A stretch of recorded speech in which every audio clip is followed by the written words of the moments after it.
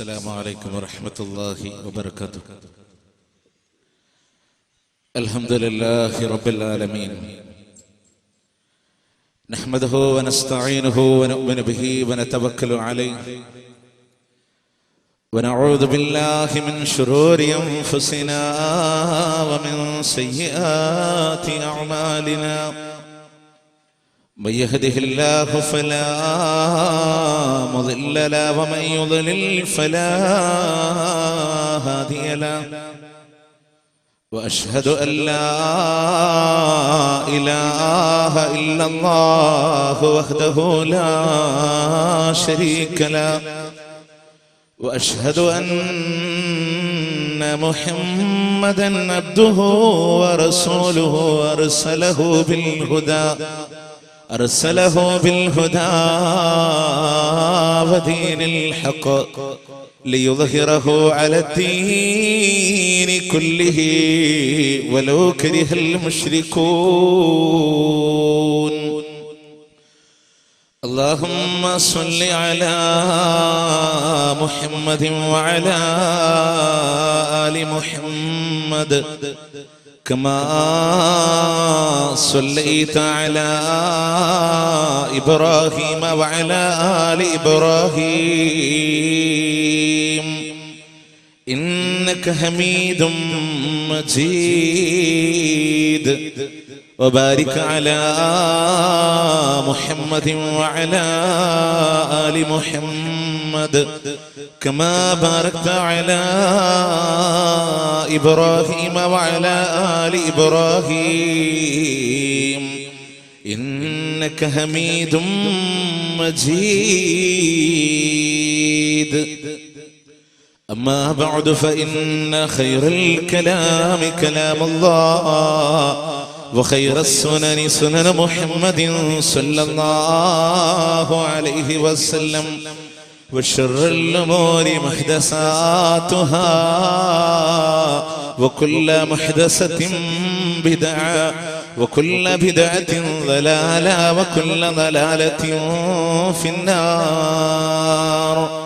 إن نريد إلا الإصلاح ما استطعت، وما توفيقي إلا بالله، عليه توكلت وإليه أنيب. رب اشرح لي صدري ويسر لي أمري، واحلل عقدة من لساني يفقه قولي. يا أيها الذين آمنوا اتقوا الله حق تقاته ولا تموتن إلا وأنتم مسلمون. أعوذ بالله من الشيطان الرجيم. بسم الله الرحمن الرحيم. ولقد نصركم الله ببدر وأنتم أذلة، فاتقوا الله لعلكم تشكرون. إليك يا ربي قد وجهت حاجاتي، وجئت ببابك يا ربي برغباتي. أنت العليم الذي يجري الضمير به، يا عالم الغيب علام الغيوبات. خذ الحوائج لي ربي ولست أرى سواك يا ربي من قاض لحاجاتي، قاض لحاجاتي. ഏറ്റവും ബഹുമാനം നിറഞ്ഞ കാനോന്മാരെ, പ്രിയ സഹോദരി സഹോദരന്മാരെ, അതിലുപരി ഈ സദസ്സിന് പുറത്ത് പുതിയ കടപ്പുറത്തിന്റെ ശബ്ദം ശ്രവിക്കുന്ന ഇതരമത ആദർശ സഹോദരങ്ങളെ, സുഹൃത്തുക്കളെ, ഈ പുതിയ കടപ്പുറത്തെ പ്രോഗ്രാമിനോട് വയലക്സ് സംവിധാനങ്ങളിലൂടെ, യുസ്ട്രീം സംവിധാനങ്ങളിലൂടെ ലോകത്തിന്റെ നാനാദിക്കുകളിൽ നിന്ന് കണ്ണിച്ചേരുന്ന പ്രിയമുള്ള സഹോദരി സഹോദരന്മാരെ, അള്ളാഹുവിനെ സൂക്ഷിച്ചുകൊണ്ട് ജീവിക്കണേ എന്ന് പ്രത്യേകം ഏവരോടും ഓർമ്മപ്പെടുത്തുകയാണ്, വസീത ചെയ്യുകയാണ്. പ്രവാചകൻ സല്ലല്ലാഹു അലൈഹി വസല്ലമയുടെ ജീവിതത്തിലെ ഒന്നാമത്തെ ധർമ്മസമരമായ ബദറിനെ സംബന്ധിച്ചും ആ ബദറിൽ പങ്കെടുത്ത സ്വഹാബത്തിന്റെ ജീവിതവും ബദരീങ്ങൾ ലോകത്തിന്റെ മുമ്പിൽ മാതൃകയായി വിട്ടേച്ചു പോയ ആദർശത്തെ സംബന്ധിച്ചും ഇന്ന് സമുദായം ബദരീങ്ങളെ ഉൾക്കൊള്ളുന്ന ചിന്താഗതിയെ സംബന്ധിച്ചും ഈ പരിമിതമായ സമയത്തിൽ ഒതുങ്ങി നിന്നുകൊണ്ട് ഗൗരവമേറിയ പല കാര്യങ്ങളും നിങ്ങളുടെ ശ്രദ്ധയിൽപ്പെടുത്തണമെന്നാണ് ഞാൻ ഉദ്ദേശിക്കുന്നത്. ലോകത്തിന്റെ മുമ്പിൽ യുവത്വത്തിന്റെ മാതൃകയായ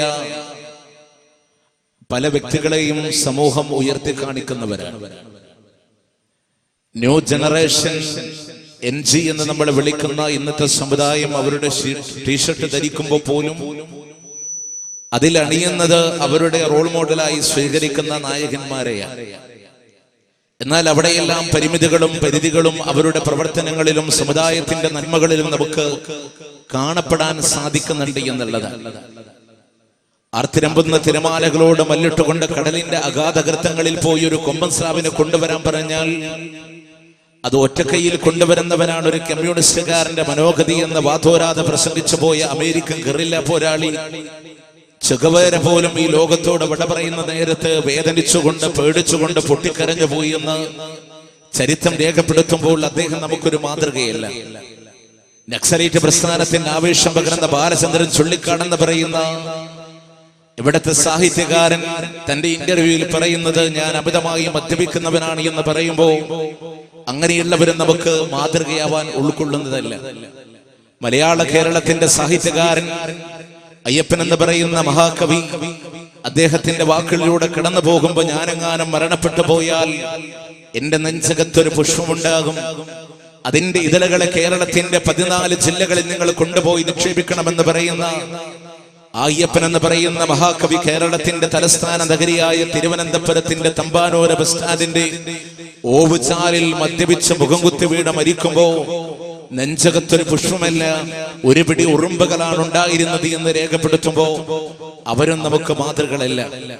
എന്നാൽ തന്റെ മകൻ മരണപ്പെട്ടു പോയപ്പോ പൊട്ടിക്കരഞ്ഞു പോയ ഒരു നായകന്മാരിലും നമുക്ക് മാതൃക കാണാൻ സാധിക്കുന്നില്ലെങ്കിൽ അവിടെ കൃത്യമായി പറഞ്ഞാൽ ഉഹദിന്റെ രണഭൂമിയിൽ ഉജ്ജ്വലമായി പോരാടിയ പ്രവാചകന്റെ സഹാബത്ത്, ബദറിന്റെ രണഭൂമിയിൽ 3 ഇരട്ടിയോളം വരുന്ന ശത്രുസേനയോട് ഇടർച്ചയോ പതർച്ചയോ ഇല്ലാതെ നേരിട്ട് പോയ സഹാബത്ത്, ജീവിതത്തിൽ ആദർശങ്ങളുടെ മുഖമുദ്രയായി ജീവിക്കാൻ തിടുക്കം കാണിച്ചവരുടെ നായകൻ ഹബീബ് മുഹമ്മദുർ റസൂലുള്ളാഹി സ്വല്ലല്ലാഹു അലൈഹി വസല്ലം, അവരിലാണ് കൃത്യമായ ഒരു റോൾ മോഡൽ നമുക്ക് സ്വീകരിക്കാൻ സാധിക്കുന്നത്.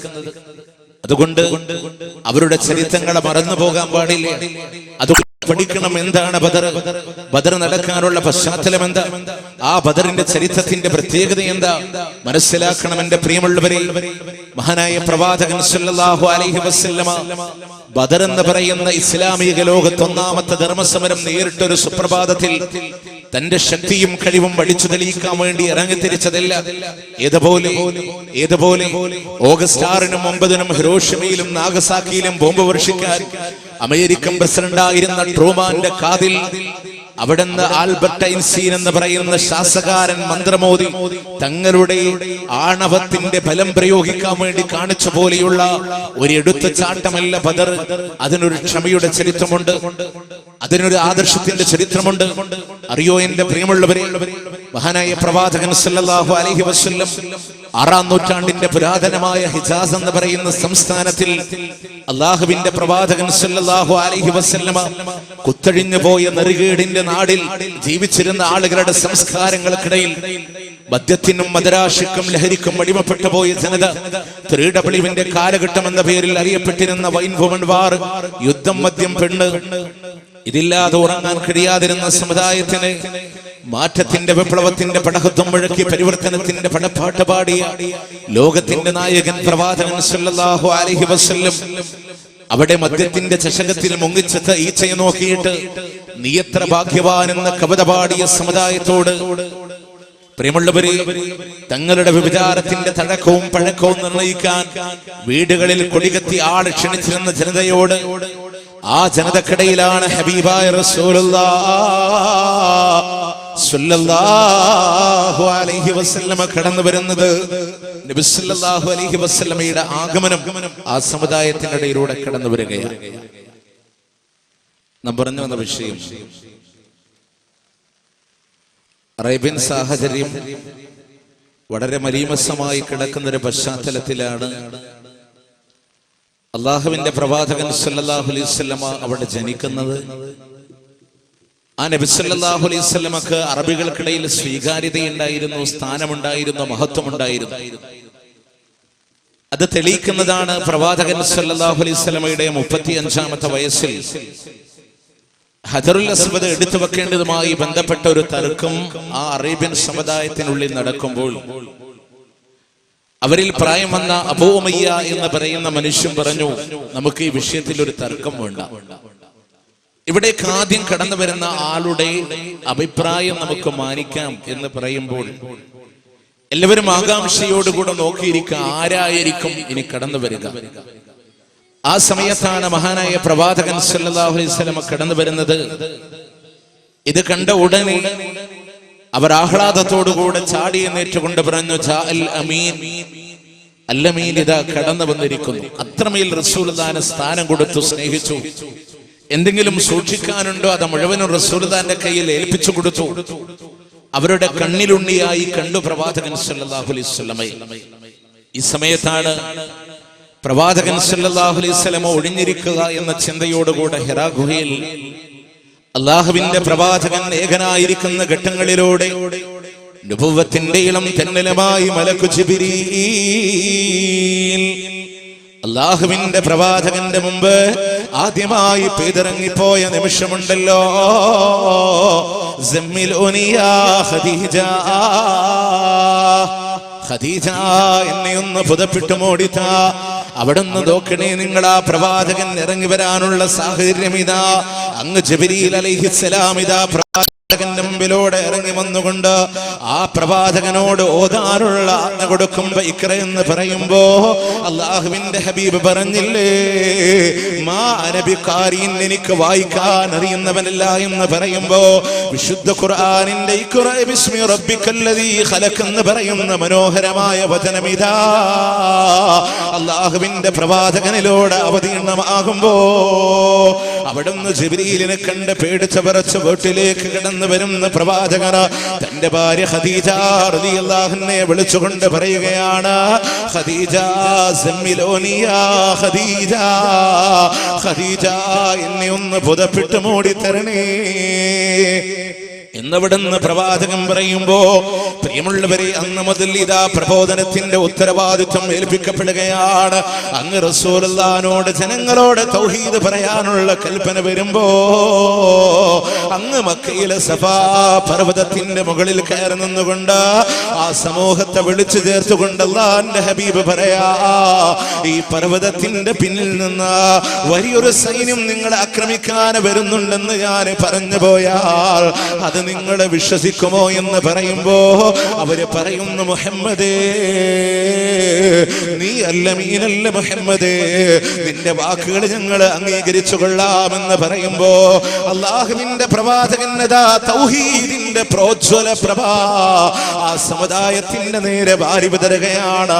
ലാ ഇലാഹ ഇല്ലല്ലാഹ് എന്ന മഹിതമായ ആദർശം അവർക്ക് നേരെ വിളമ്പുമ്പോ ആദ്യമായി പ്രവാചകന് നേരെ ശാപം പറഞ്ഞ ലഹബിന്റെ വാക്കുണ്ടല്ലോ, തബ്ബല്ലക യാ മുഹമ്മദ് അലിഹാദാ ജമഅതനാ, മുഹമ്മദേ നിനക്ക് നാശമുണ്ടാകട്ടെ മുഹമ്മദ്, ഇതിനു വേണ്ടിയിട്ടാണോ നീ ഞങ്ങളെ ഒരുമിച്ച് കൂട്ടിയത് എന്ന് പറയുമ്പോ അതുവരെ അല്ലമീൻ എന്ന് വിളിച്ചിരുന്ന ആളുകളാ സാഹിർ എന്ന മജ്നൂൻ എന്ന തെമ്മാടി എന്ന് വിളിച്ചുകൊണ്ട് അല്ലാഹുവിന്റെ ഹബീബിനെ ആട്ടിയോടിക്കുമ്പോ കണ്ണിലുണ്ണിയായി കണ്ടിരുന്ന ആളുകളാ കണ്ണിലെ കരടായി പ്രവാചകനെ മാറ്റിവിടുമ്പോ എന്റെ പ്രിയമുള്ളവരെ നോക്കണേ നിങ്ങളോ എന്തിനാ തൗഹീദ് പറഞ്ഞതിന്റെ പേരിലാണെങ്കിൽ ജനിച്ച നാടാകുന്ന മക്കയിൽ നിൽക്കാൻ കഴിയാത്ത അവസ്ഥ വരുമ്പോ ഉമ്മാടെ നാടാകുന്ന തായിഫിന്റെ മണ്ണിലേക്ക് പോയി നോക്കിയില്ല ലോകത്തിന്റെ മൊത്ത നേതാവ് ഹബീബ് മുഹമ്മദുർ റസൂലുള്ളാഹ് സ്വല്ലല്ലാഹു അലൈഹി വസല്ലം അറിയോ നിങ്ങളാ തായിഫിന്റെ മണ്ണിലെ പ്രവാചകൻ അങ്ങ് കാലുകുത്തുമ്പോ ഉമ്മാന്റെ നാടാണ് തായിഫുകാരെന്നുണ്ടെങ്കിൽ ആ ഹബീബിനെ കല്ലെറിയുകയാണ് കോക്ക് വിളിക്കുകയാണ് ചട്ടമ്പി കുട്ടികളെ കൊണ്ട് പ്രവാചകനെ കല്ലെറിയിക്കുമ്പോ തളർന്നുകൊണ്ട് ഈത്തപ്പന മരത്തിന്റെ ചുവട്ടിൽ അല്ലാഹുവിന്റെ ഹബീബ് തളർന്നിരിക്കുമ്പോ നബി സല്ലല്ലാഹു അലൈഹി വസല്ലം പറയാ എനിക്ക് കല്ലേറുകൊണ്ട് എന്റെ ബോധം പോലും നഷ്ടപ്പെട്ടു എന്നാ പിന്നീട് ബോധം വരുമ്പോ ഞാൻ മറ്റൊരു ഭാഗത്താണ് ഉണ്ടായിരുന്നത് എന്ന് പറയുമാർ അല്ലാഹുവിന്റെ ഹബീബിനെ പ്രയാസപ്പെടുത്തുമ്പോ അങ്ങ് ത്വായിഫ് എന്ന് പറയുന്ന പ്രദേശമുണ്ടല്ലോ രണ്ട് പർവ്വതത്തിനിടയിലുള്ള പ്രദേശമാണെങ്കിൽ അങ്ങ് മലക്ക് വന്ന് ചോദിച്ചില്ല നബിയേ അങ്ങൊന്ന് അനുവാദം തന്നാൽ പോരെ നബിയേ ഈ ത്വായിഫ് എന്ന് പറയുന്ന പ്രദേശമുണ്ടല്ലോ ഈ രണ്ട് പർവ്വതങ്ങൾക്കിടയിലൂടെ അവരെ ഞാൻ നശിപ്പിച്ചുകൊള്ളാം യാ റസൂലല്ലാഹ് അല്ലാഹുവിന്റെ റസൂൽ സല്ലല്ലാഹു അലൈഹി വസല്ലം പറയുന്നു വേണ്ട അവരിൽ നിന്ന് ആരെങ്കിലും ഒരാളെ ഇസ്ലാം മതം സ്വീകരിക്കുന്നുവെങ്കിൽ അതാണ് എനിക്ക് വേണ്ടത് എന്ന് പറഞ്ഞ പ്രവാചകനുണ്ടല്ലോ തേടുകയാണ് ആ ഉമ്മത്തിന് വേണ്ടിയിട്ട് അല്ലാഹുമ്മ ഇഗ്ഫിർ ലിഖൗമി ഫഇന്നഹും ലാ യഅലമൂൻ നാദാ എൻ്റെ ഉമ്മത്തിന് പുറത്തു കൊടുക്കണേ അല്ലാഹ് അവരറിവില്ലാത്തവരാണ് അല്ലാഹ് അവരറിവില്ലാത്തവരാണ് റബ്ബേ ഇന്ന് ത്വായിഫിന്റെ പ്രത്യേകത അറിയോ നിങ്ങൾക്ക് ഒരുപാട് നാഗരിക പുരോഗമനങ്ങൾ കൈവരിക്കുമ്പോ ലോകത്തിലെ മഹത്തായ ലൈബ്രറി പോലും ഉൾക്കൊള്ളുന്ന നാടായി ത്വായിഫ് മാറുമ്പോ മലയാളി സുഹൃത്തുക്കൾക്ക് സന്തോഷിക്കാ സൗദി ഗവൺമെന്റിന്റെ കീഴിലോട് മലയാള ഖുത്ബ നടക്കുന്ന മിമ്പർ ഉണ്ടെങ്കിൽ അത് ത്വായിഫിന്റെ മിമ്പറാ അത് ത്വായിഫിന്റെ മിമ്പറാ അല്ലാഹുവിന്റെ ഹബീബിനെ ത്വായിഫിൽ നിന്ന് ഓടിച്ചില്ല മക്കയിലെ മർദ്ദനങ്ങളെ സഹിക്കാൻ കഴിയാതെ വന്നില്ലേ എന്നിട്ടും ആ ജനതയോട് പ്രതികരിക്കാത്ത പ്രവാചകനുണ്ടല്ലോ അങ്ങിതാ ക്ഷമിക്കാൻ വേണ്ടി കൽപ്പിച്ച പ്രവാചകനുണ്ടല്ലോ റസൂലുള്ളാഹിക്ക് മാത്രമാണോ സഹാബത്തിന് അനുഭവിച്ചു പോയ ത്യാഗങ്ങളിലോട് അമ്മാർ ഇബ്നു യാസിറിന്റെ കുടുംബത്തോട് പറഞ്ഞില്ലയോ സുബ്രൻ സുബ്രയാ അല യാസിർ യാസിർ കുടുംബമേ ക്ഷമിച്ചാലോ യാസിർ കുടുംബമേ ക്ഷമിച്ചാലോ അല്ലാഹുവിന്റെ സഹായം ഉണ്ടാകുമെന്ന് പറയുമ്പോ വേദന കൊണ്ട് സഹിക്കാൻ കഴിയാതെ ചോദിച്ചില്ല നബിയേ മതാ നസ്റുല്ലാഹി യാ റസൂലല്ലാഹ് എപ്പോഴാ നബിയെ അല്ലാഹുവിന്റെ സഹായം ഉണ്ടാവുക എന്ന് പോലും ചോദിക്കേണ്ട അവസ്ഥയുണ്ടാകുമ്പോ ശരീരമാസകലം ഇരുമ്പ് കൊണ്ട് പഠിപ്പിച്ചില്ലേ സഹാബത്തോട് ചലമിങ്ങനെ രക്തമിങ്ങനെ കെട്ടിവലിച്ച് ഒലിക്കേണ്ടി വരുന്ന അവസ്ഥയുണ്ടായില്ലേ ഇതൊക്കെ അല്ലാഹുവിന്റെ ഹബീബും സഹാബത്തും സഹിച്ചതാണ് പക്ഷേ അപ്പോഴൊന്നും തിരിച്ച് വാളുകൊണ്ട് ഒരേറ്റുമുട്ടൽ ഹബീബ് നടത്തിയില്ല തിരിച്ചവരോടൊരു യുദ്ധം അല്ലാഹുവിന്റെ റസൂൽ നടത്തിയില്ല ക്ഷമിക്കാനുള്ള കൽപ്പന കൊടുത്ത പ്രവാചകനുണ്ടല്ലോ അങ്ങ് നോക്കണേ നിങ്ങൾ ആ ഹബീബിന്റെ യാത്ര പോലും ഓർക്കണേ ഹിജ്റ എന്ന് പറഞ്ഞാല് പാരായണമാണ് ഒളിച്ചോടലാണ് ജനിച്ച നാടിൽ നിന്ന് ജനിച്ച നാടിനോട് വാത്സല്യം വെക്കുന്നവരല്ലേ നമ്മൾ അല്ലാഹുവിന്റെ ഹബീബ് കഅബാലയത്തിന്റെ അവിടെ വരുന്ന രംഗമുണ്ടല്ലോ ആ കഅബാലയത്തോട് യാത്ര പറയുന്ന സാഹചര്യമുണ്ടല്ലോ അലിംതു അന്നക ഖൈറു അർളില്ലാഹ് എനിക്കറിയാം അല്ലാഹുവിന് ഇഷ്ടപ്പെട്ടതായ ഭൂമി നീ തന്നെയാണെന്ന് എനിക്കറിയാം നിന്റെ ആളുകൾ എന്നെ ആട്ടുവിട്ടില്ലെങ്കിൽ ഒരിക്കലും ഞാൻ പുറത്തേക്ക് പോകില്ല എന്ന് പറഞ്ഞുകൊണ്ട് അല്ലാഹുവിന്റെ ഹബീബ് കരങ്ങിക്കലഞ്ഞ കണ്ണോടുകൂടെ മക്കയുടെ നാട് വിട്ടു പോകുമ്പോ രണ്ട് അഖബാ ഉടമ്പടികൾക്ക് ശേഷമാ അള്ളാന്റെ ഹബീബ് ജനിച്ച നാട് വിട്ടുപോകുന്നത്. അറിയണേ, നിങ്ങളാ യാത്ര പോകുമ്പോ അള്ളാന്റെ ഹബീബ് മക്കയുടെ ബൗണ്ടറി കിടക്കുമ്പോ തിരിഞ്ഞു നോക്കുകയാണ്. ജനിച്ച നാടാണ് മക്ക. വിട പറയാൻ ഇഷ്ടമുണ്ടായിട്ട് യാത്ര പറയുകയില്ല. അവിടുന്ന് ഉയരമുള്ള സ്ഥലങ്ങളിലെത്തുമ്പോ കഅബാലയത്തെ ലക്ഷ്യമാക്കി നോക്കുമായിരുന്നുവെന്ന എന്റെ കഅബ, എന്റെ കഅബ. അള്ളാന്റെ ഹബീബ് യാത്ര തിരിക്കുകയാ. മക്കയിൽ നിന്നുള്ള പലായനമാണ്. എന്റെ പ്രിയമുള്ളവരെ, ആ നാട് പോലും വിട്ടുകൊണ്ട് അള്ളാന്റെ ഹബീബ് കടന്നു വരുന്നത് എവിടേക്കാ? യസ്രിബിന്റെ മണ്ണിലേക്കാ.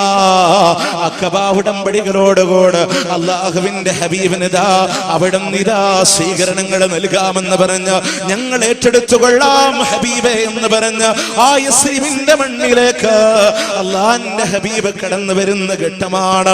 സ്വീകരണങ്ങൾ ഏറ്റില്ലേ? ആ സ്വീകരണത്തിലേക്ക് കിടക്കുന്നതിന് മുമ്പ് അതിനേറ്റവും കൂടുതൽ അധ്വാനിച്ചു പോയൊരു സഹാബി മറന്നു പോകില്ലേ? Musab bin Umair.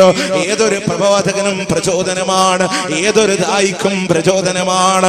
സമ്പത്തിന്റെ മടിത്തട്ടിലൂടെ ജീവിച്ച മുസ്അബാണ്. ലാ ഇലാഹ ഇല്ലല്ലാഹ് സ്വീകരിച്ചപ്പോ എല്ലാം ഇട്ടെറിഞ്ഞുകൊണ്ട് അള്ളാന്റെ ഹബീബിന്റെ ദീനിനെ പ്രബോധനം ചെയ്യാ യസ്രിബിന്റെ മണ്ണിലേക്ക് ചെല്ലുകയാണ്. സുമകരാണ്, സുന്ദരനാണ്, നന്നായി പാട്ടുപാടാൻ കഴിവുള്ള സഹാബിയാണ്. ഓരോ വീടാന്തരം കയറി ലാ ഇലാഹ ഇല്ലല്ലാഹ് പറയുകയാ.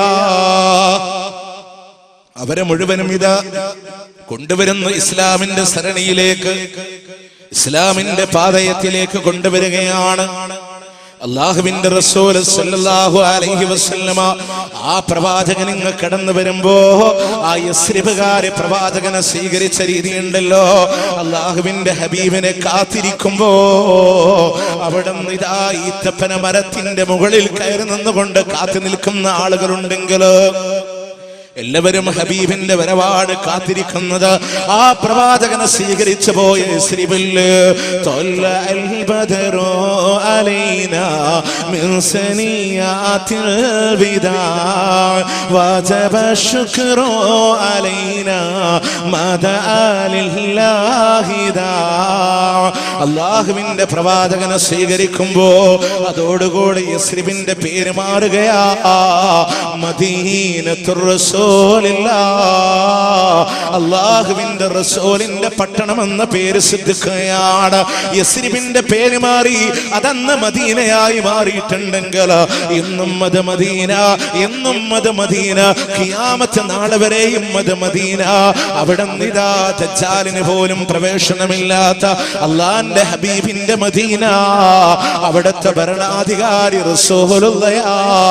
അവിടെ ജീവിച്ചിരുന്ന ജൂതന്മാരെ പോലും ഇതാ റസൂലുള്ളാഹിക്ക് കപ്പം കൊടുത്തുകൊണ്ട്, നികുതി കൊടുത്തുകൊണ്ട് ജീവിക്കുകയാണ്. അങ്ങനെയുള്ളൊരു സാഹചര്യം ഇസ്ലാമിന് കൈവന്നു. ഇതെന്തിനാ ഇത്രയും ഒരു ആമുഖം പറഞ്ഞു വെച്ചതെന്ന് വെച്ചാൽ, ബദർ ഒരു ചാടിക്കടന്നുള്ള അക്രമമല്ല. പേരെടുത്ത ഞാൻ ഷഹാദത്ത് കലിമ ചൊല്ലിയ ഉടനെ ജിഹാദ് എന്ന് പറഞ്ഞിറങ്ങുന്ന ആളുകൾക്ക് പഠിക്കാനുള്ള ഏറ്റവും വലിയ പാഠം. മഹാനായ പ്രവാചകൻ സല്ലല്ലാഹു അലൈഹി വസല്ലം യസ്രിബിന്റെ മണ്ണിൽ വന്നു. അവിടുത്തെ ഭരണാധികാരി പ്രവാചകനായി. അവിടെയുള്ള ജൂതന്മാരെ പോലും റസൂലുള്ളാഹി സ്വല്ലല്ലാഹു അലൈഹി വസല്ലമക്ക് നികുതി കൊടുത്തുകൊണ്ട് ജീവിക്കുന്ന ഒരു പശ്ചാത്തലം. ഈ സാഹചര്യത്തിലാണ് നോക്കണേ, നബി സല്ലല്ലാഹു അലൈഹി വസല്ലമ യസ്രിബിലാണ് അവിടെ ഭരണം നടക്കുക. അബൂ സുഫിയാനും കൂട്ടരും കച്ചവട യാത്ര കഴിഞ്ഞ് തിരിച്ചു വരുമ്പോ അവിടെ നോക്ക് നിങ്ങൾ, അവരുടെ വിവരങ്ങൾ അന്വേഷിക്കാൻ സഹാബത്ത് തയ്യാറാവുകയാണ്. എന്നാൽ ഈ സമയത്ത് ഒരു തെറ്റായ വാർത്ത മക്കയിൽ പരക്കുക. നബി സല്ലല്ലാഹു അലൈഹി വസല്ലമയും കൂട്ടരും അബൂ സുഫിയാനെയും കൂട്ടരെയും തടഞ്ഞു വെച്ചിട്ടുണ്ട്. ഇവരുടെ ലക്ഷ്യം പുറപ്പെട്ടു പോയി മനസ്സിലാക്കി അബൂ സുഫിയാൻ ആകട്ടെ മറ്റൊരു വഴിയിലൂടെ രക്ഷപ്പെട്ടിട്ടുണ്ട്.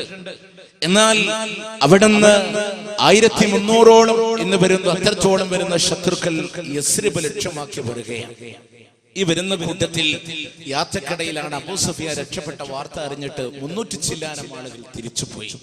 എന്നാൽ അബൂജഹലും ചില ആളുകളും പറഞ്ഞു, അല്ല, നമുക്ക് അവിടെ ചെന്ന് ആക്രമിച്ചേ പറ്റൂ എന്ന വാശിയോടുകൂടെ അവർ മദീന ലക്ഷ്യമാക്കി കടന്നു വരികയാണ്. ഈ സമയത്ത് മദീനയിൽ പ്രവാചകന്റെ മുഷാവറ കൂടി എന്ത് ചെയ്യണം, ഈ ഒരു വിഷയത്തെ ഇങ്ങനെ നേരിടണം. സ്വഹാബത്ത് പ്രവാചകന്റെ ദർബാർ ഒക്കെ, നിങ്ങൾ മദീനക്കകത്ത് അവര് പ്രവേശിച്ചാൽ നാടിനെ അവർ നശിപ്പിക്കും, അതുകൊണ്ട് പുറത്തു വെച്ചു നേരിടാം എന്ന സ്വഹാബത്തിന്റെ കൂടിയാലോചനയുടെ പരിണിത ഫലം നബി സല്ലല്ലാഹു അലൈഹി വസല്ലമയും സ്വഹാബത്തും മദീന വിട്ടിറങ്ങുകയാണ്. ഉള്ള ആയുധങ്ങളുമായി, ആയുധബലങ്ങൾ കുറവാണ്, അംഗബലങ്ങൾ കുറവാണ്. എന്നിട്ട് നബി സല്ലല്ലാഹു അലൈഹി വസല്ലമയും സ്വഹാബത്തും ഇറങ്ങി എവിടേക്ക്? ബദർ വരെ എത്തി. അവർ അവിടെ വെച്ചുകൊണ്ടാണ് രണ്ട് സൈന്യവും ഏറ്റുമുട്ടുന്നത്. ആ യുദ്ധം നടന്ന സ്ഥലത്തിന്റെ പേരാണ് ബദർ. അതുകൊണ്ടാണ് ആ യുദ്ധത്തിന് ബദർ യുദ്ധം എന്ന പേരിൽ അറിയപ്പെടുന്നത്. പ്രിയമുള്ളവരെ, അവിടെ ബദറുമായി ബന്ധപ്പെട്ട് പഠിക്കേണ്ട ഒരുപാട് ചരിത്രങ്ങളുണ്ട്. എന്തിനാ സഹാബത്ത് ബദറിന്റെ രണഭൂമിയിലേക്ക് ഇറങ്ങിപ്പെട്ടത്? ആയുധ സാമഗ്രികളില്ലാതെ ഈമാന് കൈമുതലാക്കിക്കൊണ്ട് ലാ ഇലാഹ ഇല്ലല്ലാഹ് എന്ന മഹിതമായ ആദർശത്തിന് വേണ്ടിയിട്ടാ. അവിടുന്ന് ശത്രുക്കളായ ആളുകൾ വന്നുകൊണ്ട് പറഞ്ഞൊരു വാക്കുണ്ടല്ലോ, മുഹമ്മദേ, നീ ഇത് എന്ത് ഭാവിച്ചിട്ടാ? 4, 3, 7 പേരുണ്ട്, വലിയൊരു സൈന്യം നിങ്ങൾക്കെതിരെ തിരിഞ്ഞിരിക്കുന്നു എന്ന് പറയുമ്പോ എല്ലാ സഹാബത്തും ഒരേ സ്വരത്തിലൂടെ കൊടുത്തൊരു മറുപടി ഉണ്ട്. ഏതാണെന്നറിയോ? ഹസ്ബുനല്ലാഹു വ നിഅമൽ വകീൽ. ഞങ്ങൾക്ക് കാര്യങ്ങൾ ഏൽപ്പിക്കാൻ ഞങ്ങളുടെ റബ്ബ് മതി എന്ന് പറഞ്ഞുകൊണ്ട് ആ സഹാബത്ത് ബദറിന്റെ രണഭൂമിയിലേക്ക് ഇറങ്ങുമ്പോ പടച്ചവനിലൂടെ തവക്കുലാക്കുന്ന പാഠമുണ്ടല്ലോ എന്റെ പ്രിയമുള്ളവര്. അങ്ങിതാ കിലോമീറ്ററുകൾ ഉയരങ്ങളിലൂടെ പറന്നു പോകുന്ന പക്ഷികൾ പോലും ചിറകരിഞ്ഞ് വീഴുമാറ് ചൂടുള്ള നമ്രോദിന്റെ തീക്കുണ്ടാരത്തിലേക്ക് ഖലീലുല്ലാഹി ഇബ്രാഹിം അലൈഹിസ്സലാത്തു വസ്സലാമിനെ എറിയപ്പെടുമ്പോ ആ പ്രവാചകൻ പറഞ്ഞൊരു വാക്കുണ്ടല്ലോ, ഹസ്ബിയല്ലാഹു വ നിഅമൽ വകീൽ. എനിക്ക് കാര്യങ്ങൾ ഏൽപ്പിക്കാൻ എന്റെ റബ്ബ് മതിയെന്ന എന്റെ പ്രിയപ്പെട്ടവരെ, ബദരീങ്ങളുടെ ആദർശം ഉൾക്കൊണ്ടോ മരണമിതാ മുഖാമുഖം വന്നു നിന്നാലും, ഏത് പോരാളി നിന്റെ മുമ്പിലൂടെ വന്നു നിന്നാലും, ഏത് രീതിയിലൂടെയുള്ള പരീക്ഷണങ്ങളുടെ തീജ്വാലകൾ പർവ്വതങ്ങളൊക്കെ വന്നു നിന്നാലും അവിടെ പറഞ്ഞോ ഹസ്ബിയല്ലാഹു വ നിഅമൽ വകീൽ. ഒരു വിശ്വാസിയുടെ അടിസ്ഥാന മാനദണ്ഡം ഇതാ.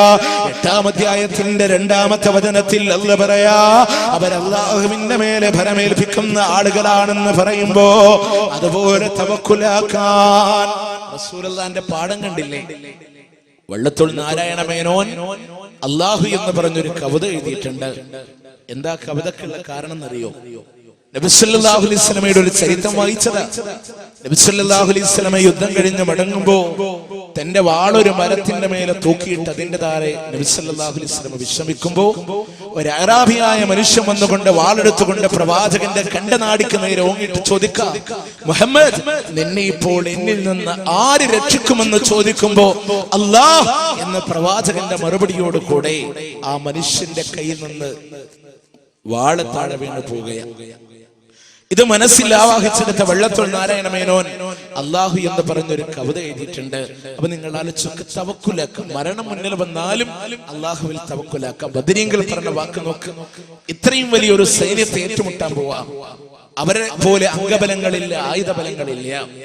എന്നിട്ടും പറയാ, ഞങ്ങൾക്ക് ഞങ്ങളുടെ റബ്ബ് മതി എന്ന് പറഞ്ഞുകൊണ്ട് ആ ബദറിന്റെ രണഭൂമിയിലേക്ക് ഇറങ്ങിത്തിരിക്കാം. ഇനിയോ പ്രിയമുള്ളവരെ, നീതിബോധത്തിന്റെ മറ്റൊരു പാഠമിതാ. അല്ലാഹുവിന്റെ റസൂൽ സല്ലല്ലാഹു അലൈഹി വസല്ലമ സഫങ്ങ് ശരിയാക്കുമ്പോ, ബദറിന്റെ രണഭൂമിയിലെ സഹാബത്തിന്റെ സഫങ്ങ് ശരിയാക്കുമ്പോ ആ വരിയിൽ നിന്ന് മഹാനായ സവാദ് റളിയല്ലാഹു അൻഹു സഫിൽ നിന്നൊരൽപ്പം മാറി നിൽക്കുന്നത് കണ്ടപ്പോ തന്റെ കയ്യിലുള്ള കമ്പ് കൊണ്ട് പ്രവാചകൻ ഇങ്ങനെ തട്ടിയിട്ട് സഫങ്ങ് ശരിയാക്കുമ്പോ സവാദ് റളിയല്ലാഹു അൻഹു പറയുന്നു, നബിയേ, അങ്ങന്റെ ശരീരത്തിലൂടെ മർദ്ദിച്ചിട്ടുണ്ട് നബിയേ, അങ്ങന്റെ ശരീരത്തിലൂടെ അടിച്ചിട്ടുണ്ട് നബിയേ, അതുകൊണ്ട് എനിക്ക് തിരിച്ചു പ്രതികാരം ചെയ്യണമെന്ന് എന്ന് പറഞ്ഞപ്പോ അല്ലാഹുവിന്റെ റസൂൽ സല്ലല്ലാഹു അലൈഹി വസല്ലമ സവാദിന്റെ മുന്നിൽ വന്നിട്ട് പറയുന്നു, സവാദ് എന്നോട് പ്രതികാരം ചെയ്തു കൊള്ളുക എന്ന് പറയുമ്പോ അവിടുന്ന് സവാദ് റളിയല്ലാഹു അൻഹു പറയാ, അങ്ങയുടെ കയ്യിലിരിക്കുന്ന കമ്പുണ്ടല്ലോ നബിയേ, അങ്ങയുടെ കയ്യിലുള്ള വടിയുണ്ടല്ലോ നബിയേ, അതെനിക്കൊന്ന് തരുമോ എന്ന് ചോദിക്കുമ്പോ അതുകൊണ്ടാണ് എനിക്ക് തിരിച്ചു ചെയ്യേണ്ടത് എന്ന് പറയുമ്പോ സഹാബത്തിന്റെ മുഖമങ്ങ് വാടുകയാ. ദേഷ്യത്തോടുകൂടെ സഹാബത്തെ സവാദിനെ നോക്കുമ്പോ സവാദ് പറയുന്നു, നബിയേ, അങ്ങന്റെ ശരീരത്തിലൂടെ വർദ്ധിക്കുന്ന സന്ദർഭത്തില എന്റെ നെഞ്ചിന് താഴെ എന്റെ വയറിന്റെ ഭാഗത്ത് അങ്ങ് അടിക്കുന്ന സന്ദർഭത്തില് ഒരു കമീസിന്റെ മറ പോലും ഉണ്ടായിരുന്നില്ല നബിയേ, ഒരു കമീസിന്റെ മറ പോലും എന്റെ ശരീരത്തിലില്ല നബിയേ. ഇത് കേട്ടപ്പോൾ റസൂലുള്ളാഹി സ്വല്ലല്ലാഹു അലൈഹി വസല്ലം പഠിക്കണേ, ലോകത്തിന്റെ നായകനെ പഠിക്കണേ. കടന്നു വന്നിട്ടുണ്ടോ ഇതുപോലൊരു നേതാവ്? ലോകത്ത് കടന്നു വന്നിട്ടുണ്ടോ ഇതുപോലൊരു നായകനോ? അവിടുത്തെ കമീസങ്ങ് പൊന്തിക്കുമ്പോ ഉമർ ഇബ്നു ഖത്താബ് റളിയല്ലാഹു അൻഹു മുഖം ചുമക്കുകയാ. പല്ല് കടിക്കാരൊരുങ്ങുമ്പോ അവിടുന്ന് നോക്കണേ, റസൂലുള്ളാഹി സ്വല്ലല്ലാഹു അലൈഹി വസല്ലം തടയുകയാ. സവാദിനുള്ള അവസരമാ.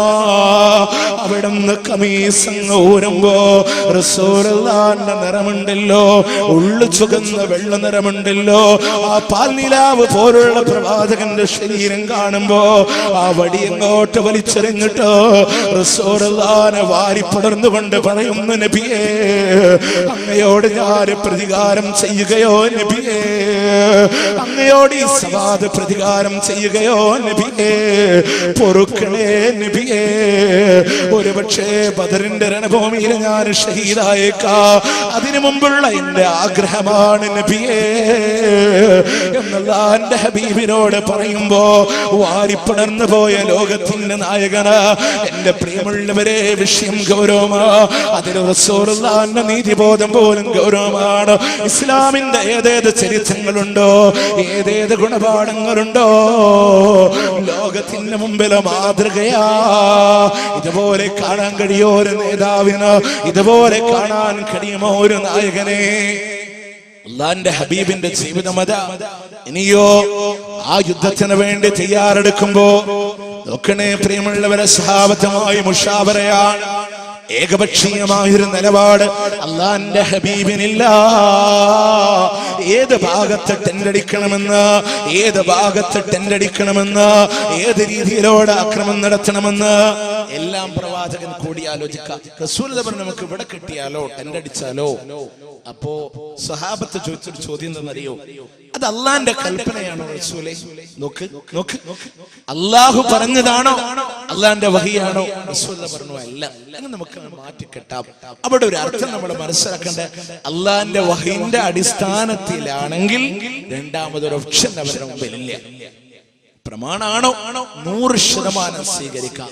അതല്ല മറ്റൊരു വിട്ടുവീഴ്ച ഇല്ല അള്ളാഹുവിന്റെ പ്രവാചകന്റെ സഹാബത്തിന്. അങ്ങനെ മുസ്ലിംകളെ ടെന്റ് കെട്ടിയ ഭാഗം അൽഹംദുലില്ലാഹ് മുസ്ലിംകൾക്ക് ഒരുപാട് സഹായം. അതാണ് ഞാൻ ആമുഖമായി ഓതിക്കേൽപ്പിച്ച 3-ാമത്തെയും സൂറത്ത് ആൽ ഇംറാൻ 123-ാമത്തെ വചനം. അല്ലാഹ് പറഞ്ഞില്ലേ, വലഖദ് നസറകുമുല്ലാഹു ബിബദരിൻ വഅൻതും അദില്ലാ, നിങ്ങളെ ദുർബലരായിരിക്കെ അല്ലാഹു നിങ്ങളെ സഹായിച്ചിട്ടുണ്ട്.